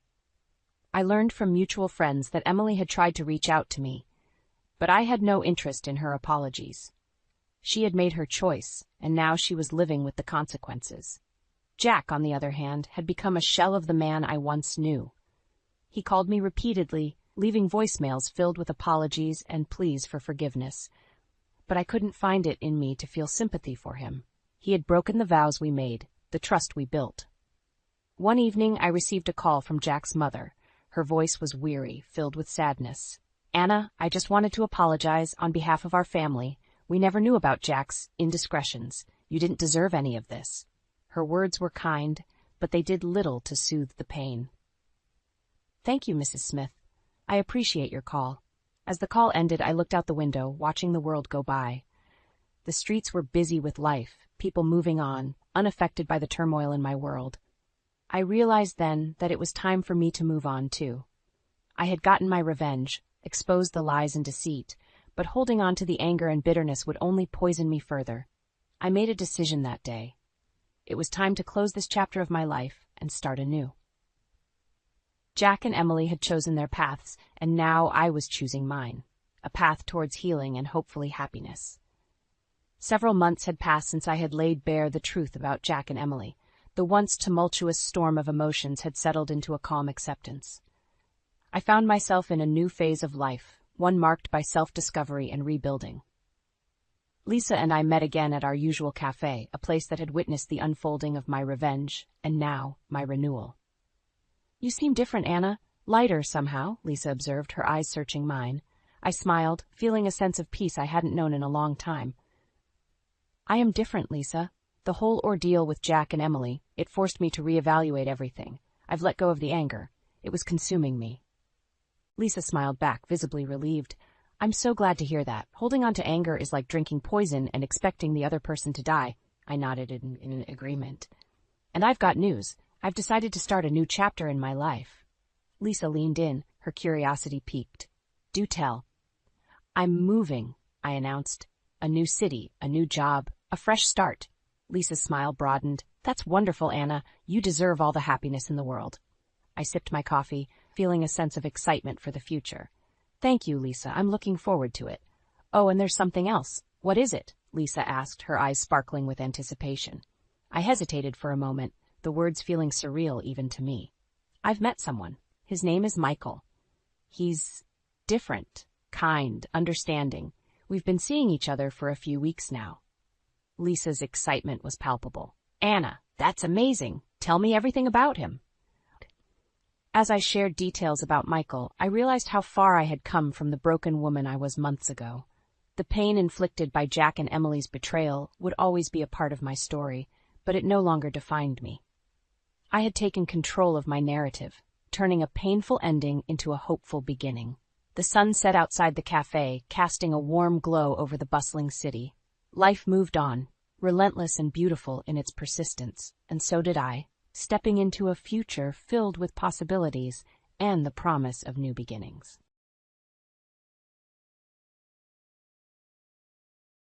The clock struck 8 as I, Eleanor, sat at the dining table, sipping my tea in silence. At 55, I prided myself on maintaining a sense of style and grace. My job as a senior editor at a lifestyle magazine wasn't just a career, it was my passion, a part of who I was. Richard, my husband of nearly 30 years, sat across from me, his eyes glued to his phone. The silence between us wasn't peaceful. It was heavy, loaded with years of unspoken resentments and faded love. "I wish you'd just die already," Richard muttered, not looking up from his screen. His words sliced through the quiet room like a sharp knife. I felt a chill run down my spine, not from fear, but from the sheer coldness of his statement. "What did you just say?" I asked, my voice steady despite the turmoil inside. Richard finally looked up, his expression one of annoyance rather than regret. "You heard me. It's not like you're doing anything valuable, just taking up space." I couldn't believe what I was hearing. This was the man I had married, the man who had once promised to cherish me. Now he wished me dead. Our marriage had become a shadow of what it once was. Richard's outdated beliefs, his insistence that a woman's place was in the home, clashed fiercely with my independence and career ambitions. It wasn't just about us anymore. His mother, Claire, a widowed woman of considerable wealth, had become a point of contention. Richard often spoke of her fortune, eyeing it like a vulture. "You're unbelievable," I said, my voice tinged with disgust. "Is this really what our marriage has come to? You wishing me dead?" Richard scoffed. "Marriage? This is a contract of convenience, nothing more. And let's not pretend you're not waiting for Claire to kick the bucket for her money." His accusation was like a slap in the face. Unlike him, I had never seen Claire as a walking bank account. She was a kind, intelligent woman who deserved better than a son waiting for her demise. "You're a monster," I said quietly, standing up from the table. "I don't even know who you are anymore." Richard's laugh was cruel and hollow. "Oh, Eleanor, you never knew me. You were too busy with your precious career." I walked away from the table from Richard, feeling a mixture of anger, sadness, and an overwhelming sense of loss. Not for what we had, but for what we could have had if only Richard had been the man I thought he was. That night, as I lay in bed, the weight of Richard's words pressed down on me. This wasn't just a loveless marriage. It was a battlefield, and I was tired of being the only one fighting for peace. It was time to make a decision, one that would change the course of my life. The first rays of dawn brought a new resolve. I would no longer be a passive participant in this farce of a marriage. Richard had shown his true colors, and it was time for me to show mine. The following weeks were a blur of silent meals and cold stares. Richard's cruelty had unveiled a truth I had long tried to ignore. Our marriage was nothing but a hollow shell. Each evening, Richard would retreat into his world, often whispering into his phone or laughing at texts. The secrecy of his actions raised a red flag in my mind. Was he having an affair? Strangely, the thought didn't hurt as much as I expected. Perhaps it was because my own feelings for him had withered into nothingness. One night, as I lay awake, I heard Richard's muffled voice from the living room. Curiosity overtook me, and I tiptoed to the door, pressing my ear against it. "That old witch, she's just hoarding her wealth," he sneered. "Once she's gone, we'll be set for life." His words were like poison, seeping into my heart. He wasn't just betraying me, he was betraying his own mother. Claire, who had always been kind to us, didn't deserve such a fate. My heart ached for Claire.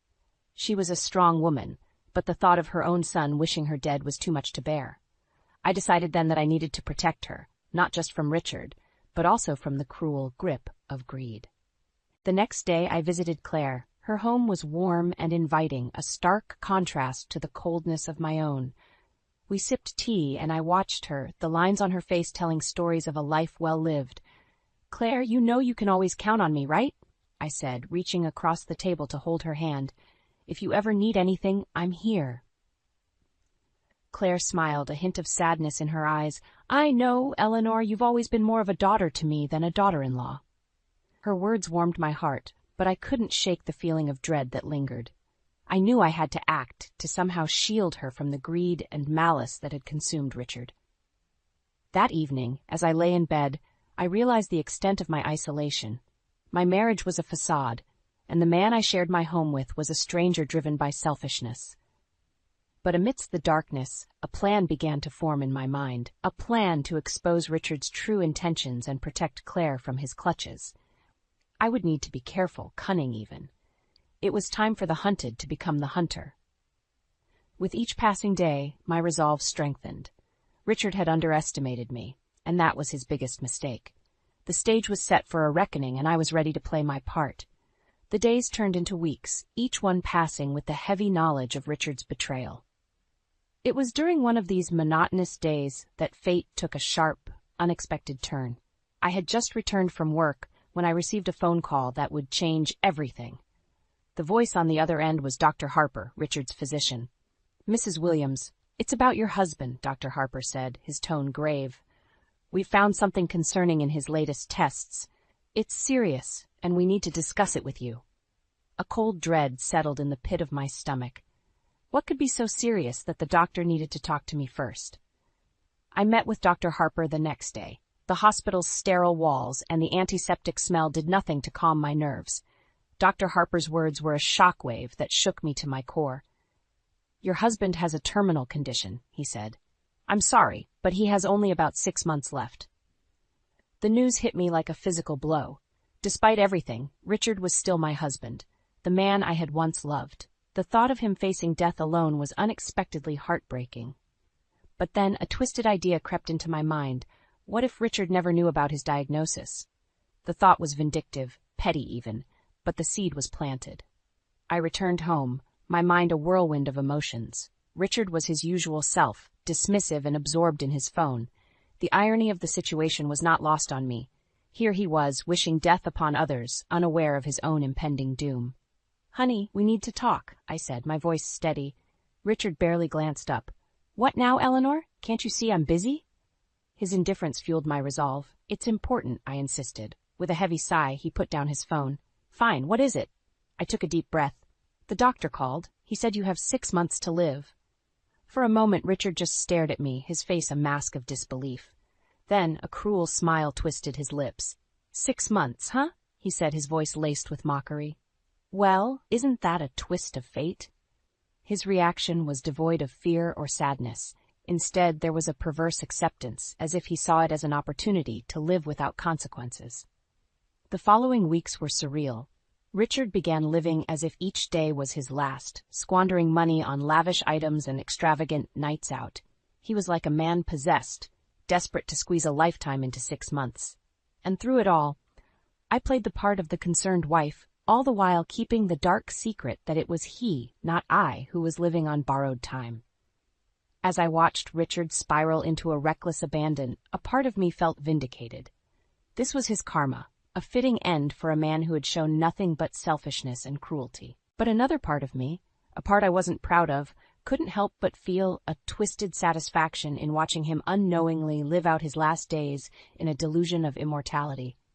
It was a cruel game, one that I never imagined I'd play. But in this twisted tale of revenge, I was no longer just a victim. I was the architect of his downfall. As Richard's self-destruction escalated, a new character entered the stage of our twisted drama. It was a chilly evening in late autumn when she appeared at our doorstep, unannounced and unexpected. She was young, perhaps in her late 20s, with an air of confidence that belied her years. Her name was Annabelle. "May I help you?" I asked, eyeing her cautiously. "Mrs. Williams, I'm Annabelle. I think we need to talk about Richard," she said, her voice steady and composed. The pieces fell into place with a sinking feeling in my stomach. This was the woman Richard was having an affair with.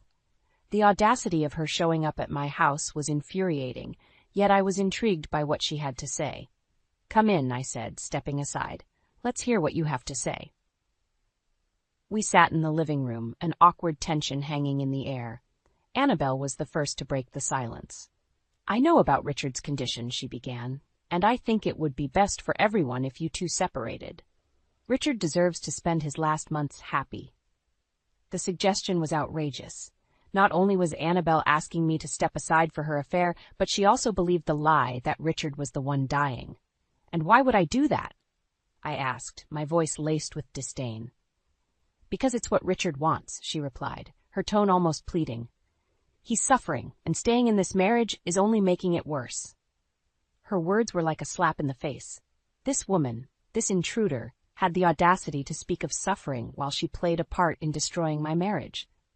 "You speak of suffering," I said, my voice rising. "But what do you know of the years of neglect, the emotional abuse, the utter loneliness of a loveless marriage?" Annabelle's confidence seemed to waver, but she held her ground. "I love him, and I know he loves me too. We plan to be together once it's over." The situation was absurd. Here I was, speaking to my husband's mistress about his fictional terminal illness, a lie that had spiraled out of control. "Annabelle, you're living in a fantasy," I said coldly. "Richard isn't the man you think he is, and this affair, it's just a game to him." She shook her head, a look of disbelief on her face. "No, you're wrong. We have something real." I wanted to laugh, to shout, to tell her the truth about everything, but I held back, a part of me wanting to see how this farce would play out. "Believe what you will," I said, standing up. "But know this, Richard is not a man capable of love. He's a user, a manipulator, and sooner or later you'll see him for what he truly is." Annabelle stood up, her eyes betraying a hint of doubt. "I guess we'll see," she said before turning and walking out. As the door closed behind her, I was left with a sense of emptiness. This game of deception and revenge was taking a toll on me. I was caught in a web of my own making, and with each passing day the lines between right and wrong blurred a little more. But there was no turning back now. The stage was set, the players in place. All that was left was to see this twisted drama to its bitter end. The days following Annabelle's visit were a twisted dance of deception and revelation. Richard's extravagant lifestyle reached new heights, and his nights out became more frequent. It was as if he was trying to outrun the clock, to squeeze every last drop of life from his remaining days. 6 months since the doctor's call, the day of reckoning finally arrived. Richard came home late, as had become his norm, reeking of alcohol and arrogance. I sat in the living room, the lights dimmed, waiting for him. "Well, look at you, playing the waiting wife," Richard sneered as he stumbled in. "What's the occasion, counting down the days to my demise?" His words, meant to wound, barely scratched the surface of my resolve. I had grown immune to his barbs. "Actually, yes," I replied calmly. It's been 6 months, Richard. Aren't you curious about how much time you have left? Richard laughed, a hollow sound filled with denial. I feel fine, Eleanor. Better than ever, in fact. Death can wait. The irony of his statement was almost amusing. He was so engrossed in his lie that he had lost touch with reality. But there's something you should know, I continued, my voice steady. It wasn't me who received that diagnosis 6 months ago. It was you. For a moment, there was silence. Richard's face, previously flushed with drunken confidence, paled. What are you talking about? He asked, his voice barely above a whisper. The terminal illness, Richard. It's yours, I said, the words feeling heavy in the air. Richard's laughter was manic, tinged with hysteria. You're lying. This is just some sick game you're playing. But as the reality of my words began to sink in, his facade crumbled. The man who stood before me was no longer the arrogant Richard I had known. He was scared, lost, a shadow of his former self. You knew, all this time you knew? He stammered, his voice breaking. I did, I admitted, and I watched as you squandered your days, thinking they were mine. The room was filled with a tense silence, the weight of years of lies and deception hanging heavy between us. In that moment, I saw Richard for what he was, a man consumed by his own selfish desires, now faced with the consequences of his actions. The next morning, Richard was gone. He had left without a word, leaving behind only the echo of his broken pride. I stood in the empty house, a sense of relief washing over me. The game was over. The lies were unraveled. In his quest for a life free of responsibility, Richard had lost everything. As I stood there, I realized that this was not a victory. There was no joy in watching a man fall from grace, even one as undeserving as Richard. What I felt was a profound sense of freedom, the chains of a loveless marriage finally broken. The drama, the revenge, it was all over. I was free to start anew, to find peace in a life unburdened by the weight of Richard's deceit. It was a fresh start, a chance to rediscover the person I had lost in the shadow of a failing marriage. And as I looked out the window at the rising sun, I knew that this was just the beginning. A new chapter in my life was waiting to be written, and for the first time in a long time I was ready to embrace it. In the weeks that followed Richard's departure, a profound sense of tranquility settled over the house. It was as if his absence had lifted a heavy veil, allowing light and air to fill spaces darkened by years of resentment and pain. I spent my days reacquainting myself with the simple pleasures of life, reading books I had long neglected, tending to the garden that had once been my sanctuary, and reconnecting with old friends. One afternoon, Claire visited me. She looked frail, but her eyes still sparkled with the same sharp intelligence and warmth. We sat in the garden, surrounded by blooming flowers and the gentle hum of life. Eleanor, I heard about Richard, Claire began, her voice tinged with sadness. I'm sorry it had to end this way. I reached for her hand, squeezing it gently. It's all right, Claire, it was long overdue. We were both prisoners in that marriage. Now we're free. Claire nodded, a small smile gracing her lips. You were always the daughter I never had, Eleanor. Richard's choices are his own. You shouldn't have to pay for his mistakes. Her words were a balm to my soul. In all the years of my tumultuous marriage, Claire had been a constant source of support and understanding. Claire, I want to thank you, I said, my voice heavy with emotion, for everything. You've been more of a family to me than anyone else.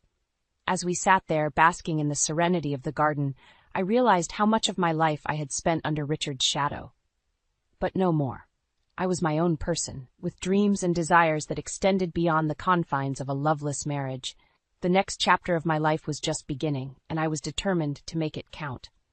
I would travel, write that book I always talked about, maybe even fall in love again. The possibilities were endless, and for the first time in a long time, I was excited about the future. As for Richard, I heard he had left town, chasing after some illusory freedom that would always be just out of reach. I felt no malice towards him, only a distant pity for a man who could never find contentment in what he had. Life, I had learned, was too short for regrets and bitterness. It was a gift to be cherished, a canvas to be painted with bold, bright colors. As Claire and I laughed and reminisced, I felt a sense of peace settle over me. The drama, the pain, the revenge, it was all behind me. Ahead lay a path of my own making, a journey towards self-discovery and happiness. and as the sun set, casting a golden glow over the garden, I knew that this was just the beginning. A new chapter, a new life, a new Eleanor.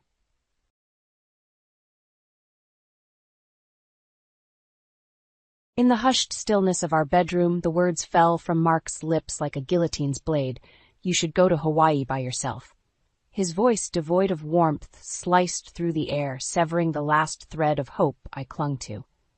My name is Emily Carter. At 30, I had believed I found stability in Mark Anderson, my partner of 6 years. But tonight, the mask fell, revealing the ugly truth. I stood there, a mix of disbelief and burgeoning fury coursing through me. Are you serious, Mark? My voice barely rose above a whisper. Our honeymoon is tomorrow, and you say this? Mark avoided my gaze, his fingers nervously drumming on the kitchen counter. I can't hide it anymore, Em. I've been seeing someone else. The confession hit me like a tidal wave, yet in the oddest way, it made sense. The late nights, the secretive phone calls, the growing distance between us.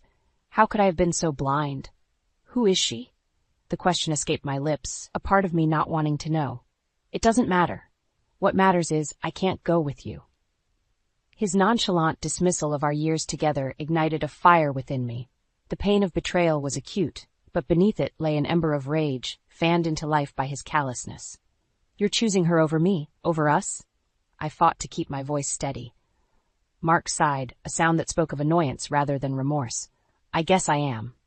The starkness of his admission was a slap in the face. 6 years of love, companionship, and shared dreams, all reduced to nothing in a single conversation. Fine, I said, my voice laced with a coldness I didn't know I possessed. Enjoy your new life, Mark. I hope she's worth it. I turned on my heel and strode to our bedroom, each step fueled by a growing determination. If Mark thought he could discard me so easily, he was sorely mistaken. The pain he inflicted tonight wouldn't go unanswered. As I packed my suitcase, my mind raced. The honeymoon to Hawaii, a trip meant for two, now a solitary venture. A bitter laugh escaped me. Perhaps this was the universe's twisted way of granting me freedom. The night wore on, the silence of our apartment punctuated by the sound of my packing. Mark didn't come to the bedroom, nor did I expect him to. The man I loved or thought I loved was a stranger now. By dawn, my suitcase stood ready by the door, a symbolic severance of my ties with Mark. As I looked around the room, a room that once harbored dreams of a shared future, I felt a resolve solidify within me. Mark Anderson, you will regret this night. This isn't just a trip to Hawaii anymore. It's the beginning of your downfall. As the plane soared towards Hawaii, I, Emily Carter, sat gazing at the cloud-strewn sky, my thoughts a tumultuous storm. The seat beside me, meant for Mark, stood as a glaring reminder of the betrayal that had set me on this journey. In the confined space of the airplane, memories of Mark and me swirled around, mocking me with their sweetness turned sour. I remembered our first meeting, the laughter-filled dates, the day he proposed. Each memory, once cherished, now felt like shards of glass piercing my heart. But amidst the pain, a plan was taking shape. A plan not just of moving on, but of ensuring Mark felt a fraction of the pain he had inflicted on me. It was not just about revenge, it was about justice. The flight attendant's voice jolted me back to reality. Would you like anything to drink, ma'am? Just water, thank you, I replied, my voice steadier than I felt. As she moved away, my phone buzzed. It was Mark. I see you're still going to Hawaii, his text read, a trace of accusation in his words. I typed back, my fingers steady. Yes, Mark, you made your choice, and I've made mine. You're being dramatic. We can talk about this when you're back, he replied, the audacity of his message igniting my anger further. There's nothing left to talk about. Enjoy your life with her. I hit send and turned off my phone. I wasn't going to let Mark disrupt my thoughts any longer. As the plane descended into Hawaii, a plan crystallized in my mind. I would use this trip not just for healing, but to set the stage for Mark's comeuppance. He would learn that actions have consequences, and sometimes those consequences strike where it hurts the most. I checked into the hotel, a beautiful beachfront property that should have been the setting for our honeymoon. Now it was the backdrop for the unraveling of my former life and the weaving of a new narrative. That evening, as the Hawaiian sunset painted the sky in hues of orange and pink, I sat on the beach, my phone in hand. It was time to initiate my plan. I began with a simple post on social media. a picture of the sunset with a caption that hinted at new beginnings and unexpected turns. The post was ambiguous, but I knew it would stir curiosity among our friends and family. I wanted Mark to feel the eyes of our shared world on him, questioning, doubting. It was the first step in showing him that his actions would not remain hidden in the shadows. I spent the next few days exploring Hawaii, each activity a bittersweet experience. Kayaking, hiking, lounging on the beach, I did it all, documenting my solo journey on social media, my posts a mix of subtle jabs and overt displays of my newfound independence. One evening, as I dined alone in a cozy restaurant, my phone buzzed. It was a message from Mark's sister, Laura. "Emily, are you okay? Your posts seem off. Is everything all right with you and Mark?" I stared at the message, a part of me feeling guilty for worrying her. But this was a necessary part of my plan. Mark's facade had to crumble, and it had to start from within his circle. "Hey, Laura, thanks for checking in. Let's just say life has thrown me some unexpected curves. I'll explain more when I'm back. Hope you're well." As I sent the message, I knew it would set the rumor mill in motion. Laura, caring and concerned, would undoubtedly share her worries with others. Mark's betrayal, once a painful stab in my heart, was now the weapon I wielded with precision. In the days that followed, I felt a transformation within me. With each post, each step I took alone in Hawaii, I was shedding the skin of the woman who loved and trusted Mark Anderson.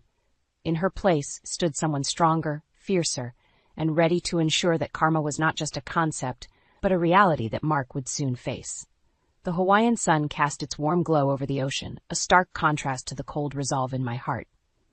Emily Carter, once a believer in fairy tale endings, now played the lead in a tale of deceit and retribution. As I sipped my coffee at a seaside cafe, my phone buzzed with a text from Mark. His words, filled with feigned concern, only fueled my resolve. "Emily, we need to talk. I'm worried about you." With a wry smile, I texted back, "There's nothing to worry about, Mark. I'm enjoying Hawaii, just like you're probably enjoying your time with her." His quick response, laced with frustration, didn't surprise me. "This is ridiculous, Em. You're blowing this out of proportion." "Am I?" I typed, my fingers moving deftly across the screen. "Or maybe you're just beginning to realize the consequences of your actions." I hit send and turned off my phone, unwilling to let Mark's words disrupt the plan I had meticulously crafted. The cafe's serene ambiance provided the perfect backdrop for plotting my next move. It was time for Mark to feel the sting of betrayal, just as I had. Over the next few days, I executed my plan with precision. I contacted a lawyer to start the legal separation process and gathered evidence of Mark's infidelity. Every step I took was a calculated move to dismantle the life we had built together, piece by piece. One evening, as I strolled along the beach, I paused to watch a couple laughing together by the water's edge. A pang of sadness hit me, but it was quickly replaced by a surge of empowerment. I was no longer the victim in this story. I was the architect of my own destiny. I made my way back to the hotel and logged onto my laptop. It was time to take my plan public. I drafted a post, a beautifully worded piece that spoke of new beginnings and the courage to walk away from what no longer served me. The post was cryptic, yet its underlying message was clear. I was moving on from Mark, and I was doing it with grace and strength. Within minutes of hitting post, the responses flooded in. Words of encouragement, support, and even curiosity about what had prompted such a change. Among the sea of comments, one caught my eye. It was from a mutual friend, asking if everything was okay between me and Mark. I replied, my words carefully chosen to fuel the speculation without revealing too much. Life has a way of revealing truths we never expected. Mark and I are figuring things out. As I closed my laptop, a sense of satisfaction washed over me. The seeds of doubt were planted, and soon they would sprout, entangling Mark in a web of his own making. The following day, as I prepared to leave Hawaii, I felt a mix of emotions. The island had been a sanctuary, a place where I rediscovered my strength, but it was also the starting point of my journey towards justice. As the plane ascended, leaving the Hawaiian shores behind, I looked out the window, my thoughts clear and focused. Mark's betrayal had set me on this path, but it was my own resilience that would see me through. I was returning home, not as the broken-hearted fiancé, but as a woman reborn from the ashes of her past. Mark Anderson's day of reckoning was just beginning. Back in my hometown, the familiarity of the streets did little to soothe the tumult in my heart. The plane's descent had been a metaphorical landing back into the reality of my shattered life. But Emily Carter was no longer the same woman who had boarded that flight to Hawaii. She was now a woman on a mission. The first thing I did upon returning was to visit my lawyer. The office, with its sterile, professional ambiance, was a stark reminder of the legal battle that lay ahead. But I was ready. "Miss Carter, I've reviewed the evidence you sent over. We have a strong case for infidelity," the lawyer stated, his tone clinical. I nodded, my resolve unwavering. I want to ensure that the divorce settlement reflects the gravity of his betrayal. "We'll do everything we can," he assured me. As I left the office, my phone rang. It was Mark. His name on the screen no longer stirred feelings of love but of disdain. "Emily, where the hell are you?" Mark's voice was laced with anger and confusion. "I'm taking care of things, Mark. Something you should have thought of before cheating," I retorted, my voice calm, yet icy. "This is crazy, Em. You're overreacting," he shot back. "Overreacting? No, Mark. I am reacting appropriately to a man who thought he could have his cake and eat it too," I said, my words sharp. There was a pause, and I could almost hear the cogs turning in his deceitful mind.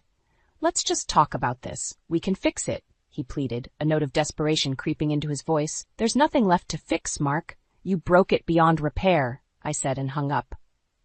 The following days were a whirlwind of activity. I reached out to our mutual friends, subtly revealing the truth behind our separation. The news spread like wildfire, painting Mark as the villain he was. I also took to social media, posting pictures and updates that showcased my newfound independence. Each post was a carefully crafted jab at Mark's ego, a public display of my resilience and his downfall. But the true masterstroke came when I decided to sell the items we had bought together. The car, the furniture, the little trinkets that symbolized our life as a couple, all were put up for sale. It was a clear message to Mark. Our shared life was being dismantled, piece by piece. The day Mark found out about the sale, his reaction was explosive. He called, his voice a mixture of rage and disbelief. "You're selling our things?" "What the hell, Emily? They're my things, Mark, and I'm reclaiming my life, one piece at a time," I replied, my tone unwavering. "This is insane. You're destroying everything we had," he accused. "We had nothing, Mark. You saw to that when you decided to cheat," I said, and ended the call. As I lay in bed that night, the silence of my apartment was a stark reminder of the solitude that now defined my life. But there was also a sense of empowerment, a realization that with each passing day, I was moving further away from the pain and closer to a future of my own making. Mark Anderson had thought he could break me, but in his betrayal, he had unwittingly forged a stronger, more determined Emily Carter, a woman who would not rest until she had her due. The morning sun cast a golden glow over the city as I, Emily Carter, walked through the streets with a newfound purpose. The air felt different, charged with the electricity of impending change. Today was not just another day. It was the day I would set the final act of my plan into motion. I arrived at a quaint cafe, the perfect spot to meet with an old friend and a crucial ally in my scheme against Mark. As I sipped my coffee, waiting, I reflected on how far I had come. The pain of betrayal still lingered, but it was now overshadowed by a fierce determination. "Emily, it's been too long," greeted Lisa, a mutual friend of Mark and me, and unknowingly, a key player in my plan.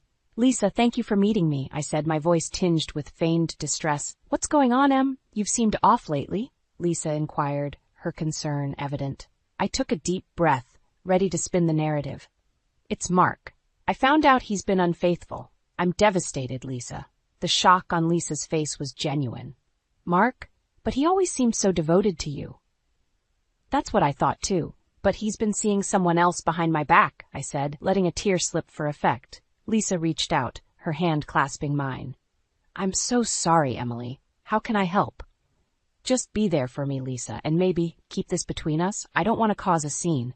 I just need support right now," I said, knowing full well that Lisa's nature wouldn't allow her to stay silent. "Of course, Emily. You can count on me," she assured me. As we parted ways, I knew Lisa would spread the news, igniting the flames of my revenge.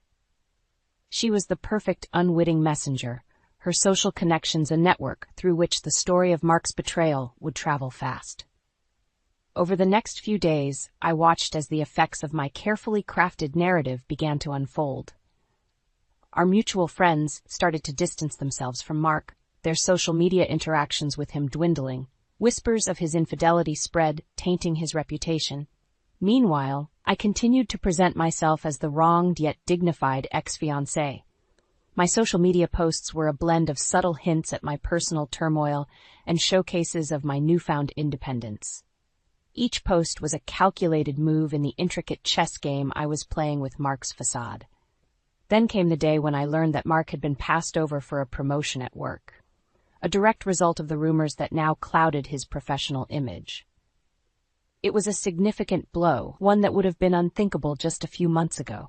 But now it was a reality, a testament to the power of reputation and the consequences of one's actions. As I sat in my apartment that evening, my phone rang. It was Mark, his voice a cocktail of anger and desperation. "Emily, what the hell have you been telling people? My life is falling apart." "Is it, Mark? Maybe you should have thought about that before you decided to betray me," I responded, my voice calm but firm. "You're ruining me, Emily. This isn't fair," he protested. "Fair? You want to talk about fair? You cheated, Mark. You made your bed, and now you have to lie in it," I said. The call ended with Mark's frustrated silence, a clear sign that my message had hit home. I lay back on my couch, a sense of vindication filling me. This was more than revenge. This was justice. Mark was finally reaping what he had sown, and I, Emily Carter, was the architect of his downfall. The cool evening breeze wafted through my apartment, carrying with it a sense of triumph. The walls, once a symbol of shared dreams with Mark, now stood as a testament to my newfound strength. I, Emily Carter, had turned the tables, and the sweet taste of revenge was more satisfying than I had imagined. As I poured myself a glass of wine, my phone buzzed with an incoming call. It was Mark, his name flashing on the screen like a beacon of his desperation. "Emily, we need to talk. This has gone too far," he said, his voice strained. I took a sip of my wine, savoring its richness. "Talk? What's there to talk about, Mark? You made your choices, and now you're facing the consequences. You've destroyed my reputation, Emily. My friends, my job, everything is falling apart because of these rumors," he accused, his voice laced with bitterness. "Rumors? Mark, the truth has a way of coming out. You can't hide from what you've done," I replied coolly. "This isn't you, Emily. This vindictiveness, it's not you," he pleaded. I laughed, a short, sharp sound. "You'd be surprised, Mark. Betrayal changes people. You should know. You're the expert." The line went silent for a moment. "I'll make it right, Emily. Please, let's just put this behind us," he begged. I shook my head, even though he couldn't see it. "It's too late for that, Mark. You've shown your true colors, and I've shown mine. This is the end of our story." With that, I ended the call, cutting off any further pleas from Mark. The sense of empowerment was exhilarating. For too long, I had been the victim of his deceit, but now I was the author of his downfall. Over the following days, I watched as Mark's social circle shrunk, his friends distancing themselves as the truth of his infidelity spread. His professional life, too, suffered, with the missed promotion being just the beginning of his career troubles. But the most satisfying part was yet to come. Through a mutual acquaintance, I learned that Mark's affair partner had left him, unable to handle the public scrutiny and the reality of being with a man of tarnished reputation. Mark was left alone, a pariah in the life he had chosen over me. As I sat in my living room, the walls no longer felt oppressive. They were my sanctuary, a place where I had rebuilt myself from the ashes of a broken heart. I had taken back control of my life, and in doing so had ensured that Mark felt the full weight of his betrayal. The journey had been painful, fraught with moments of doubt and anguish. But as I looked back, I realized it was necessary. It had led me to a place of strength and independence, a place where I could finally close the chapter on Mark Anderson and look forward to a future of my own making. Emily Carter, once the betrayed fiancé, was now a woman reborn, a woman who had faced her demons and emerged victorious. The sweet taste of revenge lingered, a reminder that sometimes justice is served not in the courts, but through the actions of those who refuse to be broken. The journey of revenge had reached its end, but for me, a new chapter was just beginning. Sitting at my kitchen table with a cup of coffee, I reflected on the transformation that had taken place. The pain of Mark's betrayal, once a consuming fire, had now dwindled to a mere flicker in the story of my life. My phone rang, breaking the morning's tranquility. It was a call from Laura, Mark's sister. I hesitated for a moment before answering. "Emily, I heard about everything." Laura's voice was tinged with sadness. "I'm sorry for what Mark did to you." I sighed softly. "Thank you, Laura. It's been a tough journey, but I think it was necessary." "Mark's a mess, Emily. He's lost so much, his friends, his reputation. I never thought he'd be capable of something like this," she said, her voice filled with disbelief. "I didn't either, Laura, but we often don't see the true colors of a person until we're forced to," I replied, my tone resolute. There was a pause filled with unspoken words and shared pain. "I hope you find happiness, Emily. You deserve it," Laura finally said. "Thank you, Laura. I wish the same for you," I replied, ending the call with a sense of closure. As the day progressed, I busied myself with work and plans for the future. The lessons I had learned from my ordeal with Mark had reshaped my perspective on life and love. Trust, once freely given, would now be earned, and the scars of betrayal, while healed, would always serve as a reminder of my strength. My social media, once a battleground of subtle jabs and public displays of independence, now showcased a woman embracing her new life. Photos of my travels, moments of professional success, and gatherings with true friends painted the picture of a life rebuilt from the ashes of betrayal. In the weeks that followed, I heard snippets of Mark's struggles through mutual acquaintances.